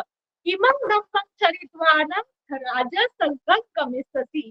आणि अशा प्रकारे धम्म आचरण केल्यावरती हे राजा तू कुठे जाशील? स्वर्गात जाशील. आता आई वडिलांशी धम्माने आचरण कसं करायचं तर त्याच्या अर्थकथेमध्ये त्यांनी दिलेलं आहे की आई वडिलांशी कसं वागायचं. तर आई वडिलांच्या अगोदर उठायचं, त्यांना ते उठल्यानंतर त्यांना तोंड धुवायला पाणी, दंत, कठ्ठ इत्यादी गोष्टी त्यांना द्यायची. त्यांना जे काय हवं नको त्या सगळ्या गोष्टी बघायच्या. तर अशा प्रकारे तुम्ही काय करायचे? आपल्या आई वडिलांची काळजी घ्यायची. आता दुसरा धम्माचरण आहे. आता गाथा तर पुन्हा सेम आहे, फक्त तिथं माता पितू आहे ना, तिथे फक्त ती जागा चेंज केलेली आहे. मग आता कोणाबरोबर आपण कसं वागायचं तर त्याच्याबद्दल दिलेलं आहे. तर आता दुसऱ्या गाथेत दिलेला आहे पुत्तदारेसू. मग आता पुत्तदारेसू म्हणजे आता आई वडील झाले, आता तुम्ही कसं कोणाशी कसं वागलं पाहिजे तर तुमची बायको, तुमची मुलं बाळ आहेत त्यांच्याशी कसं वागलं पाहिजे त्याच्याबद्दल सांगितलेलं आहे. तर मुलाबाळाशी कसं वागायचं तर त्यांना काय करायचं? सन्मार्गावर चालायची शिकवण द्यायची. त्यांना वयात आल्यावरती त्यांचं लग्न लावून द्यायचं. त्यांना योग्य वेळी पैसे पाण्याची काय करायची? पैसे पाणी पुरवायचे. आपल्या बायकोला सन्मानाने वागवायचं. तिच्या प्रती अविचार करायचा नाही, तिचा अवमान करायचा नाही. तर अशा प्रकारे आपल्या बायको मुलांनाही कसं वागवायचं? सन्मार्गाने वागवायचं असं बोधिसत्व सांगतो. आता तिसरा धम्माचरण कोणता आहे? तर मित्रां बच्चेसू. तर तुमचे जे मित्र परिवार आहे त्यांच्याशी कसं वागायचं, मैत्री भावनेने कसं वागायचं याच्याबद्दल त्यात सांगितलेलं आहे. चौथं धम्माचरण आहे वाहनेसु बलेसुच.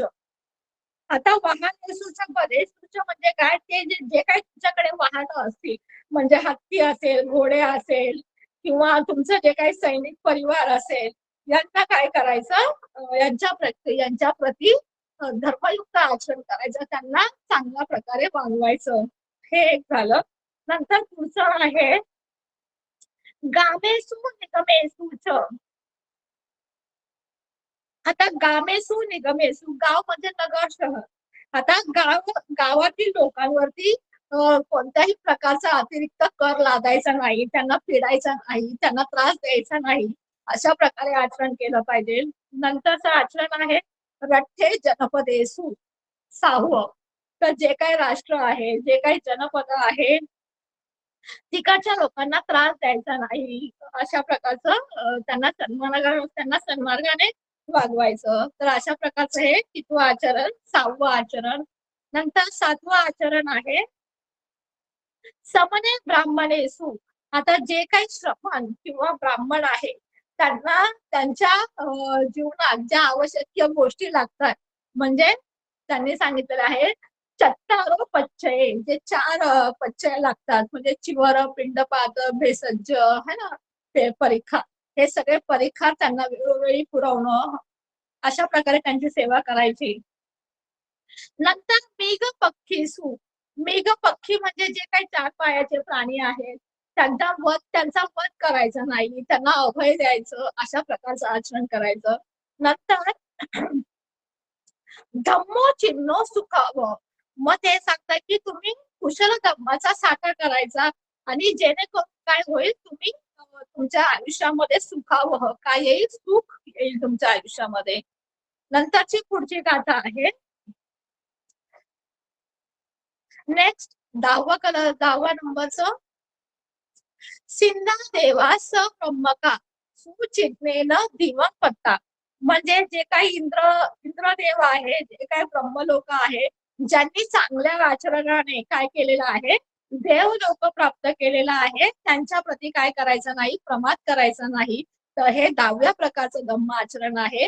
या 10 धम्माचार्याचं काय केलं पाहिजे? राजाने पालन केलं पाहिजे, असं बोधिसत्व त्या राजाला काय करतो? उपदेश करतो. आणि पुढे तो राजाला हेही सांगतो की याच्या पुढे तू अजिबात प्रमादी राहायचं नाही. कोणतीही गोष्ट सत्याने जाणून त्याच्या मुळाशी जाऊन योग्य ती कारवाई केली पाहिजे. आणि असा उपदेश करून तो राजाने जे त्याच्यावर श्वेतछत्र धरलेलं असतं ते श्वेतछत्र काय करतो, तो पुन्हा राजावर धरतो. आणि अशा प्रकारे मग राजाही ती बोधिसत्वाची धम्मकथा ऐकल्यावरती राजाही फार काय होतो, समाधानी होतो. आणि नंतर तो राजा काय करतो, सर्व पुत्रांसाठी आपल्या दरबारामध्ये काय करतो, भोजनाची व्यवस्था करतो. आणि अशा प्रकारे तो बोधिसत्व जोपर्यंत जो बोधिसत्व पुत्राच्या रूपात असतो, तो जोपर्यंत आयुष्य आहे तोपर्यंत पुण्य आधी केलं, पुण्य संपादन केलं. राजानेही खूप सारे दानादी धर्म करून तो देवलोकामध्ये जन्म झाला. आणि जो कुक्कुरवाद होतं, म्हणजे कुत्र्याचा जो संदेश होता, कुत्र्याने जे राजाला धम्मोपदेश दिला, तो उपदेश तिथे जवळजवळ 10 वर्षापर्यंत लोक काय करत होते आचरणात, 10 वर्ष सहस्राने 10,000 वर्ष त्या कुत्र्याच्या संदेशाचं काय केलं गेलं, पालन केलं गेलं. आणि अशा प्रकारे तो बोधिसत्व आणि तो राजा आपल्या आयुष्यामध्ये पुण्यकर्म करत करत नंतर देवलोकाला प्राप्त झाले. आणि अशी कथा सांगितल्यानंतर मग आता पुढचा भाग येतो ते समोदानाचा. तर मग बुद्ध सांगतात की अशा प्रकारे तथागत नातेवाईकांच्या कल्याणासाठी आत्ताच प्रयत्न करत नाहीये, तर आधी सुद्धा म्हणजे पूर्वीच्या जन्मात सुद्धा त्यांनी काय केलेलं आहे, नातेवाईकांच्या कल्याणासाठी, त्यांच्या अर्थासाठी, त्यांच्या हितासाठी काय केलेलं आहे, प्रयत्न केलेले आहे. आणि असं म्हणून ते जातकाचं काय करतात, कनेक्ट करतात. आणि कनेक्ट करताना म्हणतात की तेव्हा तो जो राजा होता ज्याने आज्ञा दिली होती ना पुत्रांना मारून टाका, तो राजा कोण होता, आनंद होता. आणि जी बोधिसत्व जे पुत्रा बुद्ध परिषद होती, म्हणजे बुद्धांचा परिवार होता. आणि जो बोधिसत्व कुक्कुर होता तो कोण होतो, मी होतो, असं बुद्ध सांगून काय करतात, ते कुक्कुर जातकाचं काय करतात, समाधान करतात. तर अशा प्रकारे इथे आपल्याला ह्या कुक्कुर जातकामध्ये कळतं की बुद्धांनी आपल्या नातेवाईकांच्या हितासाठी ह्याच जन्मामध्ये प्रयत्न केलेले नाहीयेत. जसं विडूप बसवारी करून गेला होता, तर तिथे बुद्ध काय करतात, नातेवाईकांच्या कल्याणासाठी जाऊन त्यांना तिथे विडूबाला अडवतात. आणि तेव्हाच त्यांनी नातेवाईकांचं संरक्षण केलेलं नाहीये, तर आधीच्या जन्मात सुद्धा त्यांनी काय केलेलं आहे, नातेवाईकांचं कल्याण असं या जातकातून सांगितलेलं आहे. आता पुढचं जे जातक आहे त्याचं नाव आहे भोजाजानीय जातक. तर या जातकामध्ये आपल्याला काय बघायला मिळतं ते बघूया. अपि सेमानोती इदं सत्ता जेतवने विरंतो एकं ओसठ्ठ वीर्यं भिक्खू आरंभ कथेसी. आता ही जी गाथा आहे, अपि पस्तेन सेमानु, ही गाथा आहे. ही गाथेचा उपदेश सत्ता बुद्धांनी जेतवने विहरंतो, जेतवनामध्ये विहार करत असताना ओसठ्ठ वीर्यं भिक्खू आरंभ कथेसी. आणि ही जी कथा आहे पुराणी, ओसठ्ठ वीर्य, वीर्य म्हणजे हिम्मत, ताकद, धैर्य. आणि ओसठ्ठ म्हणजे गमावलेला, ज्याने आपली हिम्मत, ज्याने आपले धैर्य आहे ते काय केलं, गमावलंय, म्हणजे तो खचून गेलेला आहे, अशा भिक्षूला उद्देशून सांगितलेली आहे. मग बुद्धांनी कथा का सांगितलेली आहे, तर आता ते पचुपन्नामध्ये ते काय सांगताय कि तस्मिन् समये तथा न भिक्खु आमन्त्रित्वा भिक्खु कुब्बे पंडित अनायतनेपि वीर्यम् अकंसु पहानं लब्धापि नैव ओसज्जिंसुति वत्वा अतितं आहरी. तर एक दिवशी बुद्ध काय करतात, त्या भिक्षूला बोलावून घेतात. आणि बोलावून घेतात आणि त्या भिक्षूला बोलतात की भिक्षू कुब्बे म्हणजे पूर्वी, पंडित म्हणजे हुशार व्यक्ती, जो ज्ञानी आहे, जो सर्व गोष्टींना चांगल्या प्रकारे, असा व्यक्ती अनायातने वीर्यं अकंसु, वाईट परिस्थिती सुद्धा, म्हणजे जेव्हा प्रतिकूल परिस्थिती नसते तेव्हा सुद्धा त्यांनी काय केलेलं आहे, वीर्यमतंसु म्हणजे त्यांनी आपली हिंमत दाखवलेली आहे, आपले ध्येय दाखवलेलं आहे. पहान लढ्ढापी नेव ओसर्जिंसु त्यांच्यावरती प्रहार झाले, अनेक प्रहार झाले, तरी पण त्यांनी आपली हिंमत काय केली नाही, खचू दिली नाही. असं म्हणून बुद्धांनी त्या भिक्षूला काय सांगितलं, अतित आहरी, अतितातली गोष्ट सांगितली. म्हणजे आपल्याला इथे पशुपन्नामध्ये काय दिसतं की एक भिक्षू आहे ज्याने आपली सर्व हिंमत, आपली सर्व ताकद, आपलं सर्व बळ जो काय झालेला आहे गमावून बसलेला आहे. आणि अशा भिक्षूला प्रेरणा देण्यासाठी, त्याला स्फूर्ती येण्यासाठी बुद्ध त्याला सांगतात की अरे बाबा तू असं का आपलं हिंमत सोडतोय. पूर्वी जे पंडित लोक आहे, जे ज्ञानी लोक आहे, ते वाईट परिस्थितीत सुद्धा म्हणजे हालाकीच्या परिस्थितीत सुद्धा काय करतात, आपलं धैर्य, आपली हिंमत खचू देत नाही. आणि अशा प्रकारे त्याला स्फूर्ती देण्यासाठी मग बुद्ध काय करतात, ती अतीतातली गोष्ट सांगतात. अतीतातली गोष्ट म्हणजे भूतकाळामध्ये कसं कोणी आपली हिंमत खचू दिली नाही आणि स्फूर्तीने काय केलं, विजय मिळवला. याच्याबद्दल ही कथा आहे.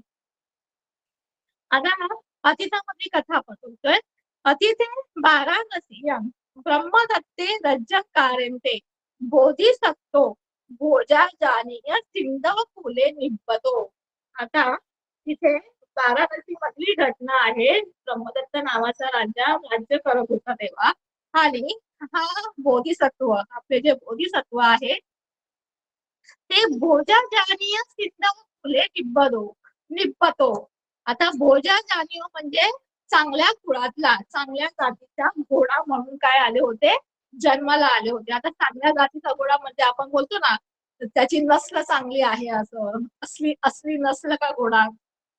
तर असा चांगल्या जातीचा, चांगल्या नस्लवाला काय हा घोडा आहे, त्याच्या योनी म्हणजे घोड्याच्या योनीमध्ये तो काय घेतो, बोधिसत्व जन्म घेतो. आणि सब्बा संपन्न वाराणसी रय्यो मंगल असो होती.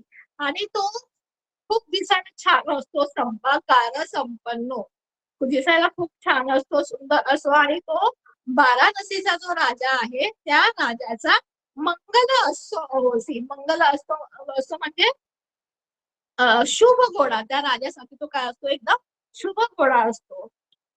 आता तो घोडा राजासाठी शुभ असतो. मग आता त्याची राजा कशी काळजी घ्यायचा, त्याची व्यवस्था कशी होती, त्याची राहण्याची, खाण्याची, झेप कशी ठेवायचा राजा, याच्याबद्दल आता सांगितलेलं आहे. चतुर सो सतसहस्र अघनिकम सुवर्ण पातीयम एव नाना अग्गरस संपन्न ती वस्तिक गंधसाची भोजन भुंजती.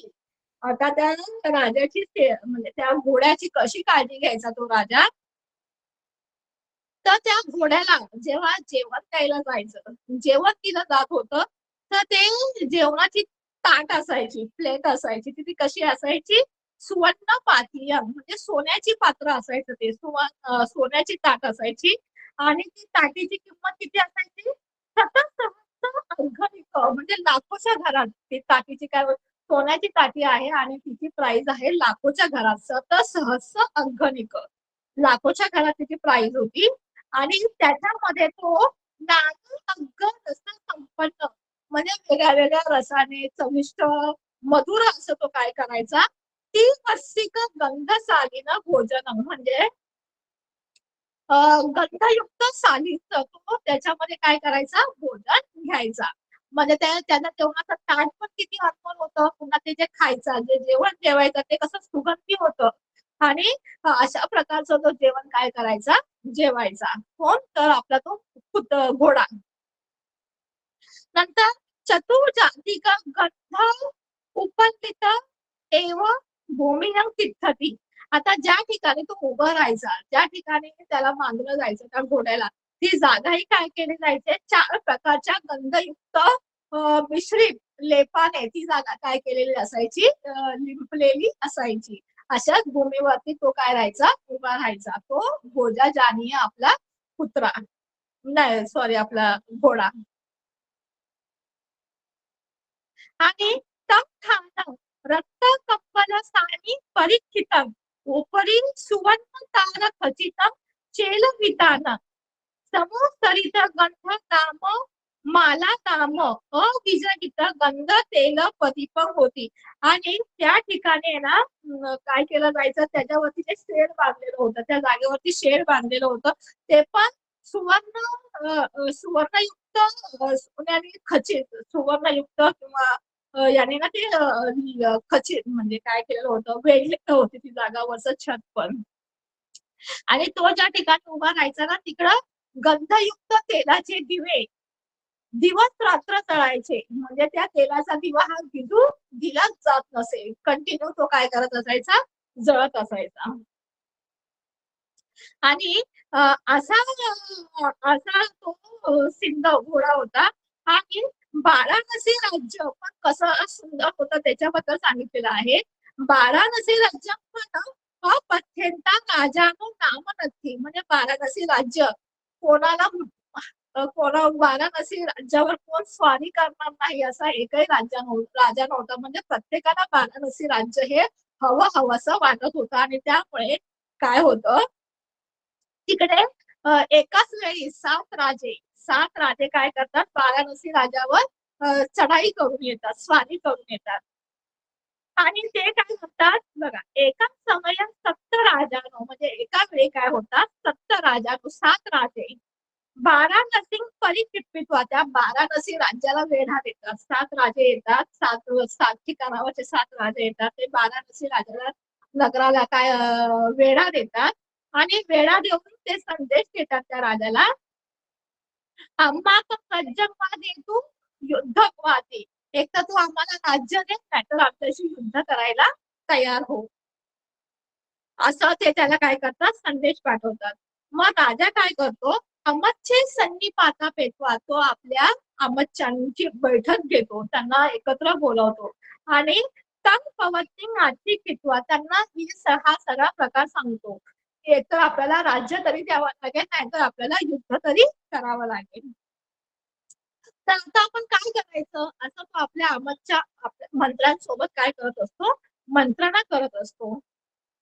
मग त्याचे मंत्री त्याला काय सांगतायत, देव तुम्ही ताव आधी तो युद्धाय न गंतव्य. ते मंत्री राजाला काय म्हणतात की, हे राजा तू सुरुवातीला युद्धाला जायचं नाही, कारण राजाचं राजाने सुरुवातीला जायचं नाही. म्हणजे राजाला काय राजाने म्हणजे तेव्हा आम्ही हारू, म्हणजे आमच्यातले जे बलाढ्य जे सैनिक आहेत ते पहिले युद्धाला जातील, आणि आमच्यातलं तर कोणी नाही पराक्रम करू शकतो, नाही विजय मिळू शकतो, तर राजाने जायचं. आणि असं म्हणून ते काय सांगतायत की तुम्ही आता युद्धाला जाऊ नका, तर अचूक नाम असं पेसेवा युद्धम कार्यच.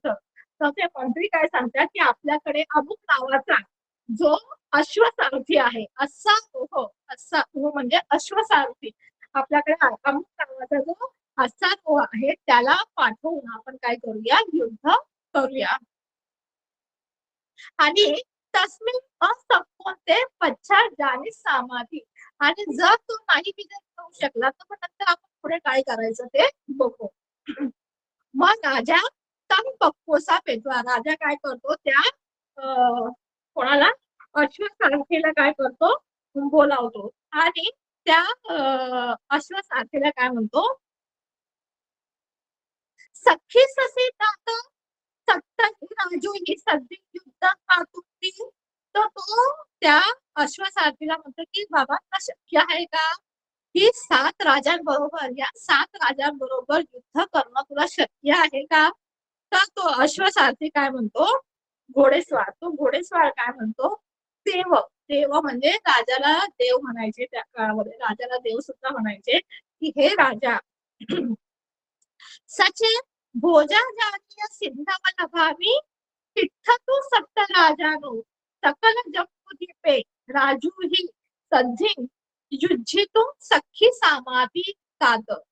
मग तो अश्वसारथी काय म्हणतो की जर मला तुम्ही भोजा जातीय सिंधवतीला, कारण हा भोजा जाती हा काय असतो, चांगल्या जातीचा, चांगल्या नसल्याचा काय असतो, घोडा असतो, जो युद्धातला घोडा असतो, जो चांगला लढवया घोडा असतो तो, तर म्हणून तो अश्वसारथी काय म्हणतो, जर तुम्ही मला भोजज आणि सिंध घोडा, तो घोडा जर तुम्ही मला दिला तर 7 राजे काय सकल जम्बूद्वीप आहे, संपूर्ण जम्बूद्वीपातले जरी राजांवरती राजांसोबत मला लढाई करायला सांगितली तरी मी काय करू शकतो, लढाई करू शकतो, असं तो अश्वसारथी राजाला म्हणतो. मग हे ऐकल्यावरती राजा काय म्हणतो, भोजाच्या तू आणि यंग इच्छासी तप कहेत्वा युद्ध करो ही ती. राजा म्हणतो काय, भोजा जातीच काय, अजूनही तुला दुसरं काय हवं असेल, याच्या व्यतिरिक्त पण अजून तुला काय हवं असेल तर ते सगळं, जे तुला इच्छा आहे ते मी सगळं देतो, फक्त तू काय कर, त्याला घेऊन काय कर, तू युद्ध कर. आणि तो अश्वसारथी साहू देवा ती राजाला वंदित्वा, तो ठीक आहे असं म्हणतो, राजाला वंदन करतो, महालातनं उतरतो आणि त्याच्याकडे मग ते भोजाजानीय घोडा आहे त्याला आणलं जातं. त्या घोड्याला तो काय करतो, सुमंमित कत्वा, त्याला सुसज्ज करतो, त्या घोड्याला लढण्यासाठी सुसज्ज करतो.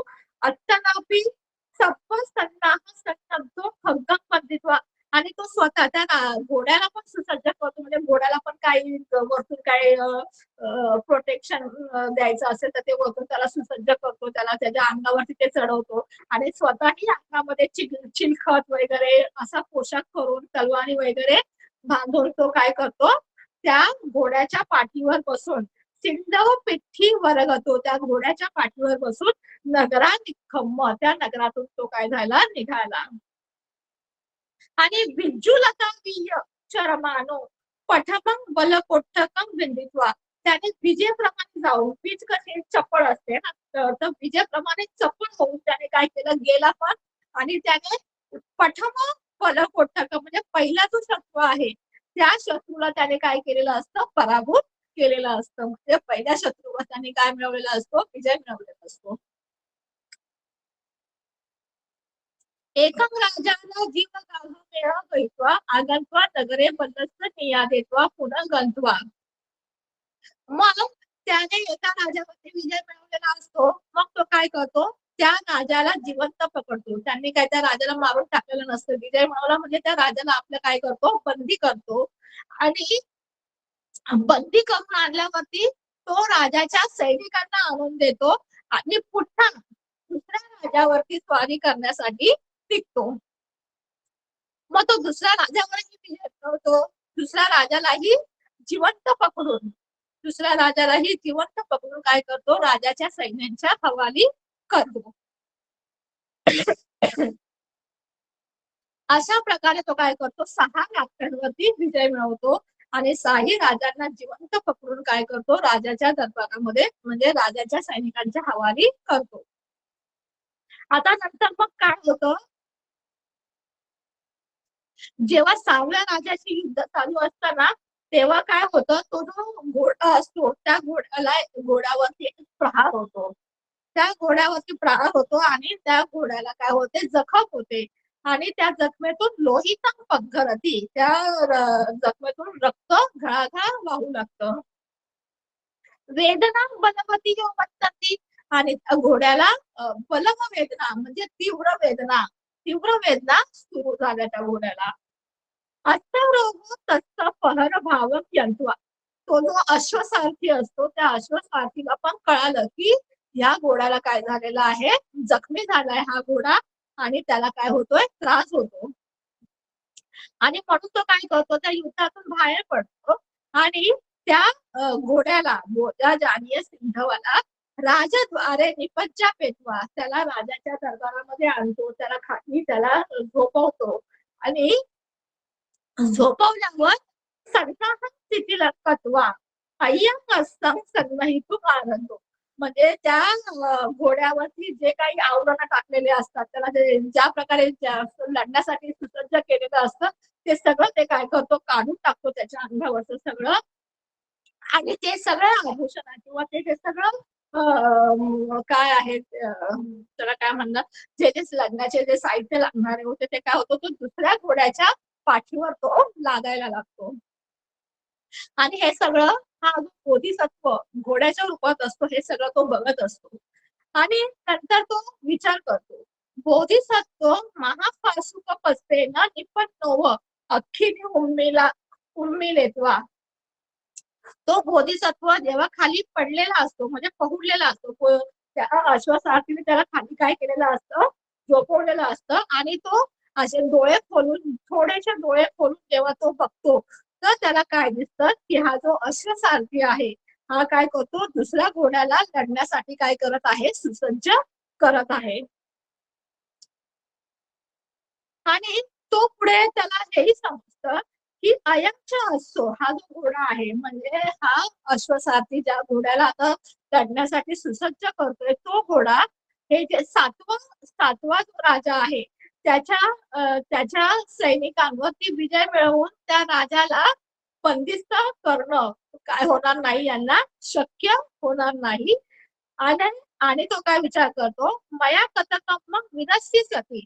आणि मी हे जे सहा राजांवरती विजय मिळवलेला आहे आणि हे सगळं माझं जे काम आहे ते काय होईल, सगळं फुकट जाईल. म्हणजे त्याला कळालेलं की हा सातव्या घोड्याच्या यांनी सातव्या शत्रूवरती विजय मिळवणं शक्य होणार नाही. हा अश्वसारथी किती हुशार असला तरीही त्याला हे शक्य होणार नाही.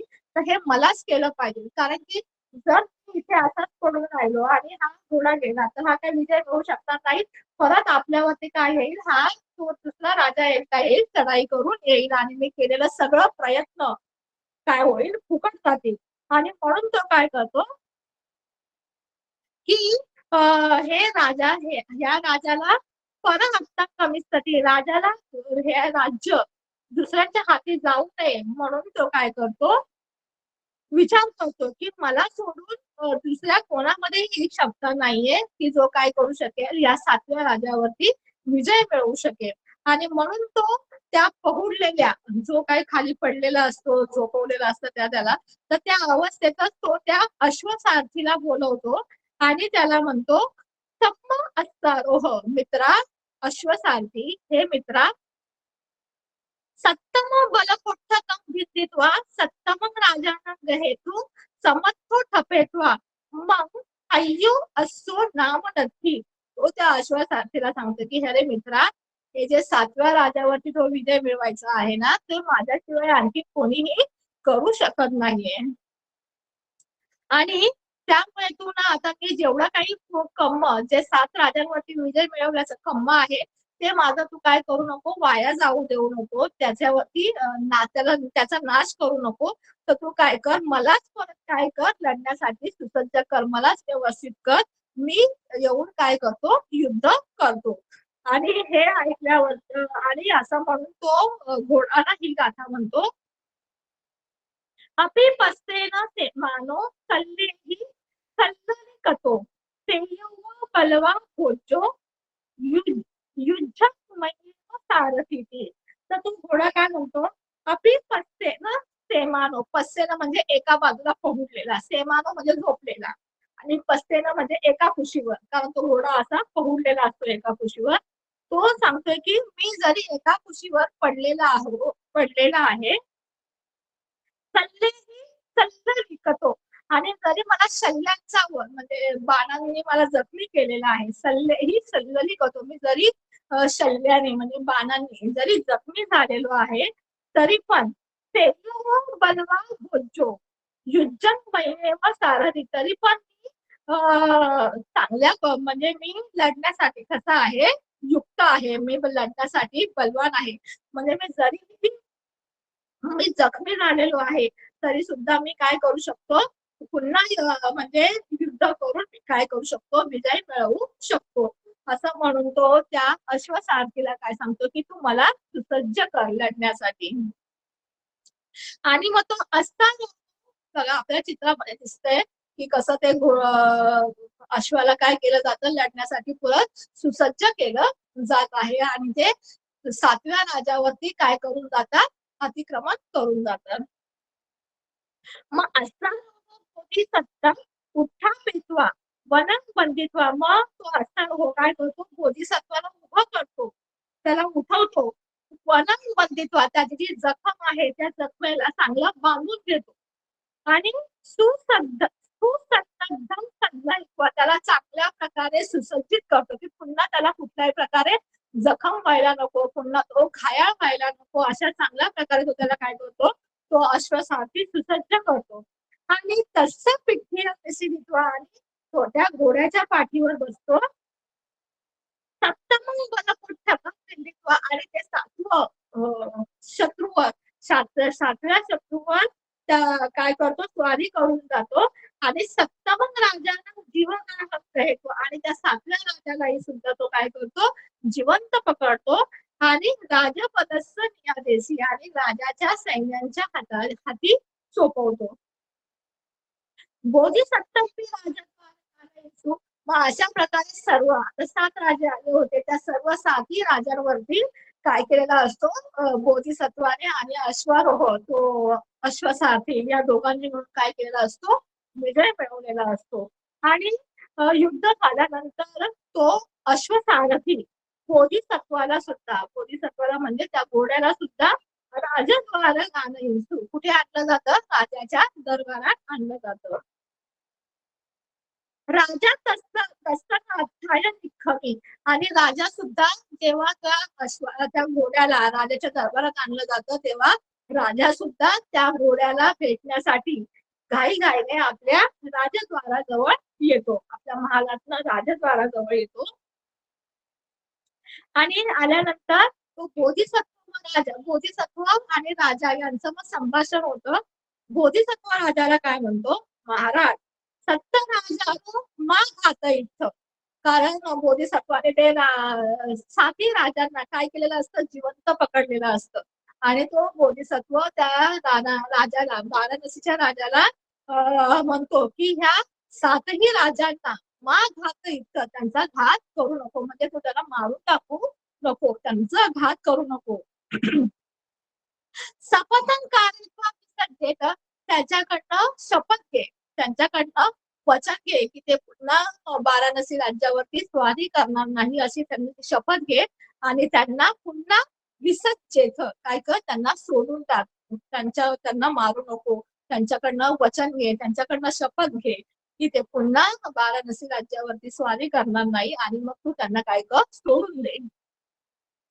मयमच्या अस्तारोहस्य दातव्यम अस्तारोहस्य एवं देथ. आणि पुढे तो राजाला काय करतो, कारण आम्ही लढायला आम्ही दोघच होतो, एक तर तो घोडा होता आणि अश्वसारथी होता, तर तो काय बोलतो, मला आणि त्या अश्वसारथीला तू जे काही देणार आहे, देण्यायोग्य तू जे काही भेटवस्तू किंवा तू काही जे काही गिफ्ट देणार असेल युद्ध जिंकल्याबद्दल, तर ते सगळं गोष्टी तू कोणाला दे, अस्तारोहस्य एवं देथ, तू कोणाला दे, त्या अश्वसारथ्याला दे, म्हणजे मला तू काहीही देऊ नको, तू खुश होऊन माझ्यासाठी काही देऊ नको, तुला जे काही द्यायचं आहे ते तू कोणाला दे, फक्त त्या अश्वसारथीला दे. सत्य राजा कहेत्वा जिन्नम योध नाम नासेतुम न वट्टती. मग तो असं का बोलतो की मला काही न देता तू फक्त कोणाला दे, त्या अश्वसारथ्याला दे, असं तो का म्हणतो, की ह्या सारथ्यामुळेच काय झालं आहे, या 7ही राजांवरती विजय मिळवणं मला काय झालेलं होतं, शक्य झालेलं आहे. त्यामुळे असा तो जो योद्धा अश्वसारथी, असा जो बलवान योद्धा आहे, तू त्याला काय करू नको, त्याला काही न देता, त्याचा मान सन्मान न करता तू त्याला नाश करू नको, म्हणजे तू त्याला चांगल्या प्रकारे तू त्याला काय कर, सन्मानित कर, त्याचा अवमान करू नकोस, असं तो घोडा राजाला सांगतो. आणि पुढे तो घोडा राजाला काय सांगतो, तुम्ही बी दानम देथ शील रखंत धम्मेन समेन रज्जनकारे था. तो राजाला पुन्हा उपदेश पण देतो, धम्माचं आचरण कसं केलं पाहिजे हे तो राजाला सांगतो, की तू दान दिलं पाहिजे, शिलाचं पालन केलं पाहिजे, शिलाचं रक्षण केलं पाहिजे, आणि धम्माच्या मार्गाने शांतीपूर्वक काय केलं पाहिजे, शांततेच्या मार्गाने, धम्माच्या मार्गाने काय केलं पाहिजे, आपलं राज्य केलं पाहिजे, राज्य सांभाळलं पाहिजे. आणि एवढं सगळं बोलून झाल्यानंतर मग काय होतं,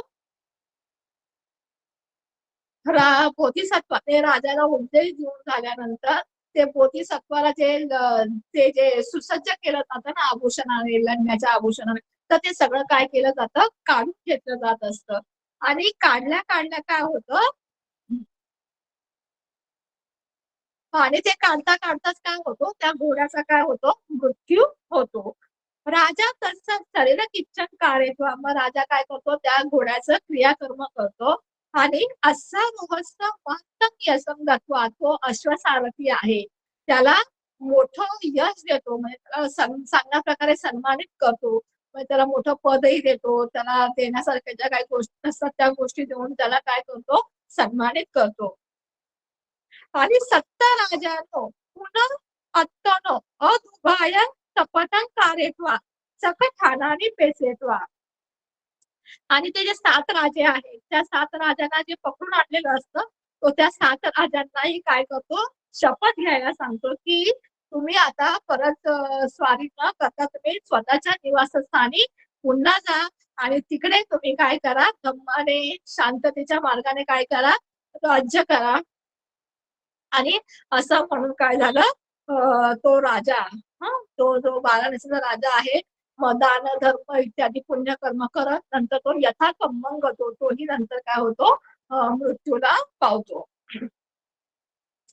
तर ही जी अतितातली गोष्ट सांगून झाल्यानंतर माता बुद्ध सांगतात की त्या भिक्षूला म्हणतात की अरे भिक्षू, पुब्बे पंडिता, की पूर्वी ज्ञानी लोक पण आयतने वीर्य पतंसु, म्हणजे प्रतिकूल परिस्थिती नसताना, प्रतिकूल अवस्थेत देखील, म्हणजे व्यवस्थित परिस्थिती नसताना सुद्धा त्यांनी काय केलंय, हिंमत खचू न देता प्रहार झाला तरी सुद्धा, एवढा जखमी झाला होता, एवढा घायाळ झाला होता, तरी त्यांनी आपली हिंमत काय केली नव्हती, सोडली नव्हती.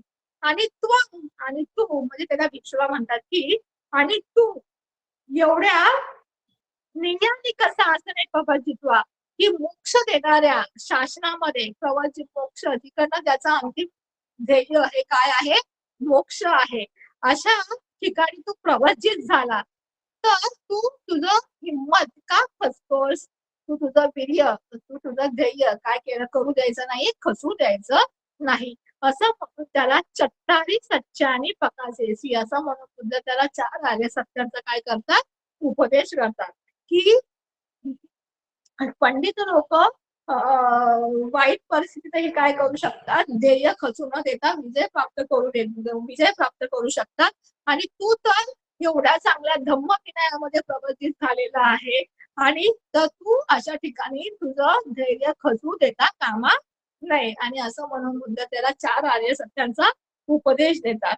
आणि हे जे 4 आर्य सत्य जेव्हा सांगून होतात, तेव्हा तो ओसट्ट वीर्य भिक्खू अर्हता फले पतितासी, तो जो धैर्य खचलेला जो भिक्षू होता, त्याला पूर्ण हे झाला होता, धैर्यापासून अलिप्त झाला होता, असा जो भिक्षू आहे, तो नंतर पुढे काय होतो, अरंत फळाला प्राप्त होतो, तो अरंत होतो. म्हणजे ही धम्मोपदेश बुद्धांनी जो त्याच्यासाठी केला होता, त्या घोड्याची जी अतीतातली जी स्टोरी सांगितली होती, ती स्टोरी काय झाली, सार्थक ठरली. त्या स्टोरीमुळे, ती स्टोरी ऐकल्यामुळे त्या भिक्षूलाही काय आलं, बळ आलं, आणि त्यांनीही धम्मामध्ये प्रगती करत अनंत फळाची काय केली, प्राप्ती केली. सत्ता इमं धम्मदेश रंगाहारित्वा अनुसन्निम घटेत्वा जातकं समुधानेसी. आणि अशा प्रकारे बुद्धांनी ही धम्मदेशना दिल्यानंतर जातकाचं काय केलं, समाधान केलं. समाधान केलं म्हणजे अतीतातले जे कॅरेक्टर होतं, ते आता पचुपन्नामध्ये कोण आहे हे बुद्ध काय करतात, सांगतात. तर बुद्ध सांगतात की तदा राजा आनंद होसी, तो जो वाराणसीचा राजा होता ना, तो राजा कोण होता, जो आता आनंद आहे ना, तो तेव्हा काय होता, वाराणसीचा राजा होता. असा जो सारीपुत्र आणि जो अश्वसारथी होता, जो लढाईमध्ये घोड्यावर बसून लीड करत होता, तो जो सारथी होता ना, तो कोण होता, सारीपुत्र. तो सारीपुत्र होता. आणि भोजन सिद्ध पण अहमेव होसी, आणि तो भोजाजान्य सिंध होता, तो जो घोडा होता ना, तो कोण होतो, तर मी होतो. आणि असं म्हणून बुद्ध काय करतात, इथे जातकाचा मेलजोल लावून देतात, अतीताचा आणि पचुपन्न वस्तूचा. आणि इथे हे जे भोजाजानीय जातक आहे हे इथे काय होतं समाप्त होतो. तर अशा प्रकारे आपण इथे आज 2 जातकं बघितल्या. पहिलं तर कुरकुर जातक, ज्याच्यातनं आपल्याला आपल्याला सगळ्यांना माहिती आहे की जातकामधनं बोधिसत्व काय करताना दिसतात, तर पारमिता पूर्ण करताना दिसतात. तर याच्यामध्ये कुरकुर जातकामध्ये आपण बघितलं की ते कसं मैत्री, कारण तो कुत्रा जेव्हा राजाच्या दरबारामध्ये प्रवेश करतो तेव्हा तो मैत्री भावना पहिला करतो निघायच्या अगोदर की सगळ्यांचं कल्याण हो, सगळ्यांचं मंगल हो, सगळे भयमुक्त हो. तर ही मंगल मैत्री करत नंतर अधिष्ठान करत की बाबा माझ्यावरती कोणीही कसल्याही प्रकारचे प्रहार करू म्हणजे करण्याचा प्रयत्न करू नये. मी आतापर्यंत ज्या काही पारमिता पूर्ण केलेल्या आहेत त्याच्या बलाने माझ्यावरती कोणीही प्रहार करण्याचा प्रयत्न करू नये असं अधिष्ठान करून तो कुत्रा काय करतो नगरामध्ये प्रवेश करतो. तर या 2 पारमिता आपल्याला कुकुर जातकामध्ये पूर्ण केलेल्या दिसतात. आणि हे जे भोजाजातीय जातक आहे याच्यामध्ये वीर्य पारमिता कशी पूर्ण केली जाते की कसं धैर्याने संकटावर मात केली जाते किंवा धैर्याने आपल्याला हवं ते फळ कसं प्राप्त केलं जातं हे या भोजाजातीय जातकातून आपल्या सर्वांच्या लक्षात येतं. तर इथे मला ज्या 2 जातक दिलेले होते ते स्पष्टीकरणासाठी दिलेल्या होत्या, धम्मदेशनासाठी दिलेल्या होत्या. तर हे इथे समाप्त होत आहे आणि आयोजकांनी मला ही संधी धम्मदेशना देण्याची जी संधी उपलब्ध करून दिली त्यासाठी मी आयोजकांचे खूप खूप आभार मानते. पुन्हा जे इतर धम्मसाधकच्या समूहाचे जे पीपीटी वगैरे करायला जे वेळोवेळी मदत करतात त्यांच्या प्रती मी आभार व्यक्त करते. तसेच या धम्मदेशनेच्या माध्यमातून जे काही पुण्य आज मी अर्जित केलेलं आहे तेही सर्व प्राणी मात्रांप्रती विसर्जित करते. सर्वांचं कल्याण हो, सर्वांचं मंगल हो. भवतु सर्व मंगलम, भवतु सर्व मंगलम, भवतु सर्व मंगलम. साधू साधू साधू. मॅम खूप खूप सुंदररित्या तुम्ही आज या दोन्ही कथा जातकाच्या कथा एवढ्या सुंदररित्या सांगितल्या. किती आपण त्याच्यातनं 4 आर्य सत्य ते शिकलो. 4 पारमिता, आपले 10 पारमिता त्यावर तुम्ही प्रकाश टाकला आणि पुन्हा दसही धम्मचर्य गाथा त्यावरही आपण आई वडिलांची कशी सेवा करावी आपल्या नातेवाईकांना. मॅम त्याचा रेफरन्स कुठे मिळेल? जातक आहे ना, जातक नंबर ते आहे 521. हा 521 जातक नंबर त्याच्यामध्ये त्याचा आहे. रेफरन्स. हो त्याचा ओके रेफरन्स त्याच्यातनं घेतलाय मी पण. ओके. आणि दुसरं तुम्ही पी 5.124 ते कशात आहे? कोणता? पी 5. दुसऱ्या जे धम्मचर्या जे आहे धम्मचर्य महाराज पुत्तदारे हे सुखत्तीय सगळं एकाच याच्यात आहे. त्यातच येतं का? हा ते दाही त्याच्यातच आहे. ओके. खूपच सुंदर मॅम. खूप छान तुम्ही आज नुसते जातक कथाच नाही सांगितल्या तर त्याच्या संबंधित तुम्ही विडूब जातक त्याबद्दल तुम्ही सांगितलं, कट्टहारी जातक त्याचा तुम्ही रेफरन्स दिला आणि ते त्याच्यामध्ये सर्व भरपूर रेफरन्स होते. खूप रेफरन्स होते आणि खूप मॅम आज आपल्याला त्याचा खूप छान लाभ आणि झाला. पुन्हा याच्याबद्दल पहिल्यापासून खूप साधुवाद. नातेवाईकांचं कसं हिताचं हे करतात जपतात ते आपल्याला बघायला भेटतं की नातेवाईकांचा आपला एक उत्तम मंगलच आहे. यातकानंच संग हो, एकक मंगलम उत्तम. तर ही गाथा बुद्धाने नुसतं उपासक आणि उपासिकांना दिलेली नाहीये, त्याचे स्वतःही त्याचं पालन करताना पालन दिसतं केलं पाहिजे. आपल्याला. बरोबर. अगदी सुंदर. खूप साधुवाद ma'am. Lots of metta to you. आता आपण कुणाचे काही प्रश्न असतील तर आपण जरूर विचारावे मॅमला.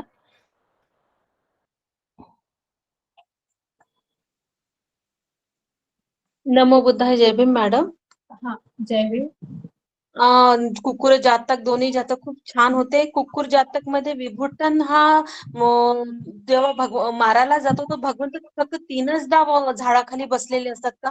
3दा त्याला अडवतात का किंवा शक्य कुलाला मारायला नको? म्हणजे हो 3च वेळा अडवतात. ऍक्च्युली बुद्ध 4थ्या वेळेला पण जायला निघतात पण 4थ्या वेळेला बुद्धांच्या लक्षात येतं की त्यांचं अगोदरच्या जन्माचं जे पापकर्म होतं त्यांनी काय केलेलं असतं, सगळ्या शाक्यांनी मिळून काय केलेलं असतं की नदीचं पाणी आहे ना, त्या नदीच्या पाण्यामध्ये विष टाकलेलं असतं आणि ते विष टाकल्यामुळे त्या नदीतले जे काही जीव, मासे वगैरे जे काही जीव हे आहे, प्राणी आहे, ते काय होतात, त्या विष टाकल्यामुळे मरून जातात आणि त्यांच्या पापकर्माचं फळ तेव्हा त्यांना मिळणार असतं आणि त्यामुळे बुद्ध त्यांना अडवू शकले नाही पुन्हा विदुंबला.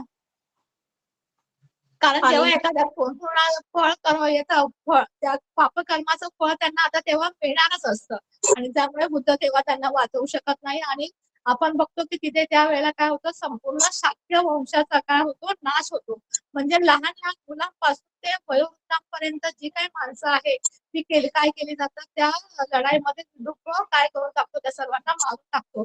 आणि आपण असंही बघतो, म्हणजे असं दिसतं की बघा, आपल्याला दिसतं की महामाया प्रजापती कितीतरी बायकांना घेऊन है ना बुद्धांकडे पबज्जेसाठी जाते की आता आम्ही काय करायचं, कारण त्यावेळेला त्या सगळ्या लेडीजच असतात का, कारण ह्या विदुंबाने काय केलेलं असतं, शाक्य वंशाचे जे काही जेंट्स आहेत त्या सगळ्यांचा काय केलेला असतो, युद्धामध्ये पराभव केलेला असतो आणि मग या सगळ्या बायका आता विचार करतात की आता आपण काय करायचं. तर ह्या महाप्रजापती गौतमी, राणी महाप्रजापती गौतमी त्या सगळ्यांना घेऊन मग काय करते, बुद्धांकडे जाते की आम्हालाही काय करा, संघामध्ये पबज्जा द्या आणि त्यानंतर मग ते भिक्षुणी संघाची सुद्धा काय होते, स्थापना होते. असं तो पुढे नंतरच हे. ते शाक्य कुलाचं म्हणजे शाक्य कुलान जे कर्म केले असते त्याचा विपाक त्यांना मिळतो आणि मिळतो. आणि विभूषणला तर लगेच मिळून जातो. तो जेव्हा युद्ध करून येतो, धम्मपद अथ्थकथामध्ये विभूषणची कथा झालेली आहे, तर त्याला हो. लगेच नदीच्या याच्यामध्ये इथे त्याला हो लगेच हो, तो पण नंतर मरून जातो हे युद्ध केल्यानंतर, कारण त्याच्याही हातात पापकर्मच घडतं ना, एवढ्या शाक्य कुलांचा वध केल्याचा. काही कर्माचे विपाक लगेच मिळतात आणि काही लगेच, कर्माचे हो, काही, हो, प्रत्येकाच्या कर्माचं म्हणजे विपाक मिळण्याचा कालावधी वेगळा वेगळा असतो. तर काही जणांना त्याचं फळ लवकर मिळतं, तर काहींना उशिरा मिळतं. म्हणजे त्यावेळेस चित्ताची अवस्था पण तशी असायला पाहिजे असते. म्हणजे त्या सगळ्या गोष्टी मॅटर करतात त्यावेळेला. Thank you madam. मॅडम, एक आणखी विचारायचं आहे. कुक्कुर म्हणजे कुत्रा आणि सुनोखो म्हणजे कुत्रा, दोन्ही एक? हो हो, जे समानार्थी शब्द आहे. ओके. कुक्कुर, सुनख, सोनं असे भरपूर नाव आहेत कुत्र्याला, समानार्थी शब्द आहे ते. खूप खूप धन्यवाद विद्या मॅडम. तुम्ही खूप छान प्रकारे गाथा त्याचा अर्थ समजून सांगितलेला आहे. धम्मसाक्कच्या टीम तर्फे तुमचे खूप खूप आभार. तुम्ही आम्हाला नेहमीच छान मार्गदर्शन दिलेले आहेत. कॉलेजला पण असताना तुम्ही खूप छान प्रकारे आम्हाला समजून सांगितलंय. तुमचे शब्द आमच्या कानामध्ये नेहमी फिरत असतात. खूप गोड भाषेमध्ये तुम्ही समजून सांगता आणि यावेळेस तुम्ही पालीला घेऊन ज्या प्रकारे तुम्ही सांगितलेली आहे कथा, ती खूप सुंदर प्रकारे तुम्ही सांगितलेली आहे.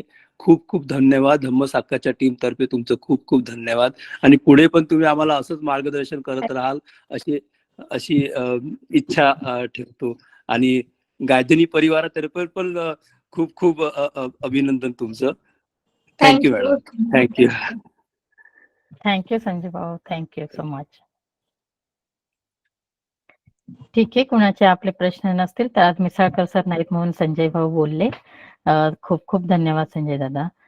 आणि मॅम, तुमचे मार्गदर्शन हे आम्हाला नेहमी मिळत असते आणि खरंच संजय भाऊ बोलल्याप्रमाणे असेच तुम्ही सतत आम्हाला मार्गदर्शन करावे ही खूप खूप सदिच्छा व्यक्त करते. धन्यवाद पुन्हा एकदा पीपीटी टीमचे, जे हे पूर्ण पीपीटी बनवतात, पूर्ण ग्रुपचे खूप खूप धन्यवाद. तसेच मी धन्यवाद देते पुन्हा गायधनी परिवारांकडून, पूर्ण परिवारांना की जे हा कार्यक्रम यशस्वी होण्यासाठी नेहमी मार्गदर्शन करतात. तसेच हे युट्यूबवर जे रेकॉर्डेड व्हिडिओ बघतो ते संजय भाऊ वेळात वेळ काढून दोन्ही प्रोग्राम, तिकडे मॅमचे पण प्रोग्राम असतात तो आणि हा सगळं सांभाळून ते रेकॉर्डेड व्हिडिओ आपल्यासाठी युट्यूबवर पोस्ट करत असतात. तेव्हा त्यासाठी खूप खूप धन्यवाद त्यांचेही. तेव्हा आपण आपलं काम करायचं, आपण ते व्हिडिओ पाहणं हे आपलं हे ते त्याच्यासाठी त्यांनी खूप मेहनत करतात. तेव्हा आपणही वेळात वेळ काढून ते व्हिडिओ बघावे ही मी सर्वांना विनंती करते.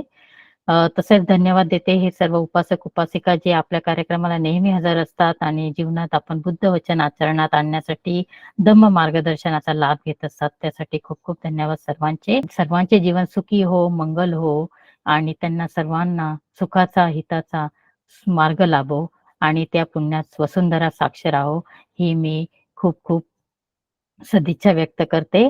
आपण इथेच थांबूया. पण या कार्यक्रमाची समाप्ती मी विशाखा सावरकर मॅम यांना धम्मपलन गाथा व सरनत्तेने करावी अशी मी त्यांना विनंती करते. विशाखा मॅम. सब्ब पापस्स अकरणं कुशलस्स उपसंपदा सचित्त परियोदपणं एतं बुद्धानशासनं धम्मं चरे सुचरितं नतं दुच्चरितं चरे धम्मचारी सुखं सेत्थि अस्मिन् लोके परमि च न तावता धम्मधरो यावता बहुभासति यो च पंपि सुत्वान् धम्मं कायेन पश्यति सवे धम्मधरो होति यो धम्मं नपमज्जति नत्थि मे शरणं अन्यं बुद्धो मे शरणं वरं एतेन सज्जवज्जेन होतु मे जयमङ्गलं नत्थि मे शरणं अन्यं धम्मो मे शरणं वरं एतेन सज्जवज्जेन होतु मे जयमङ्गलं नत्थि मे शरणं अन्यं सङ्घो मे शरणं वरं एतेन सज्जवज्जेन होतु मे जयमङ्गलं साधु साधु साधु।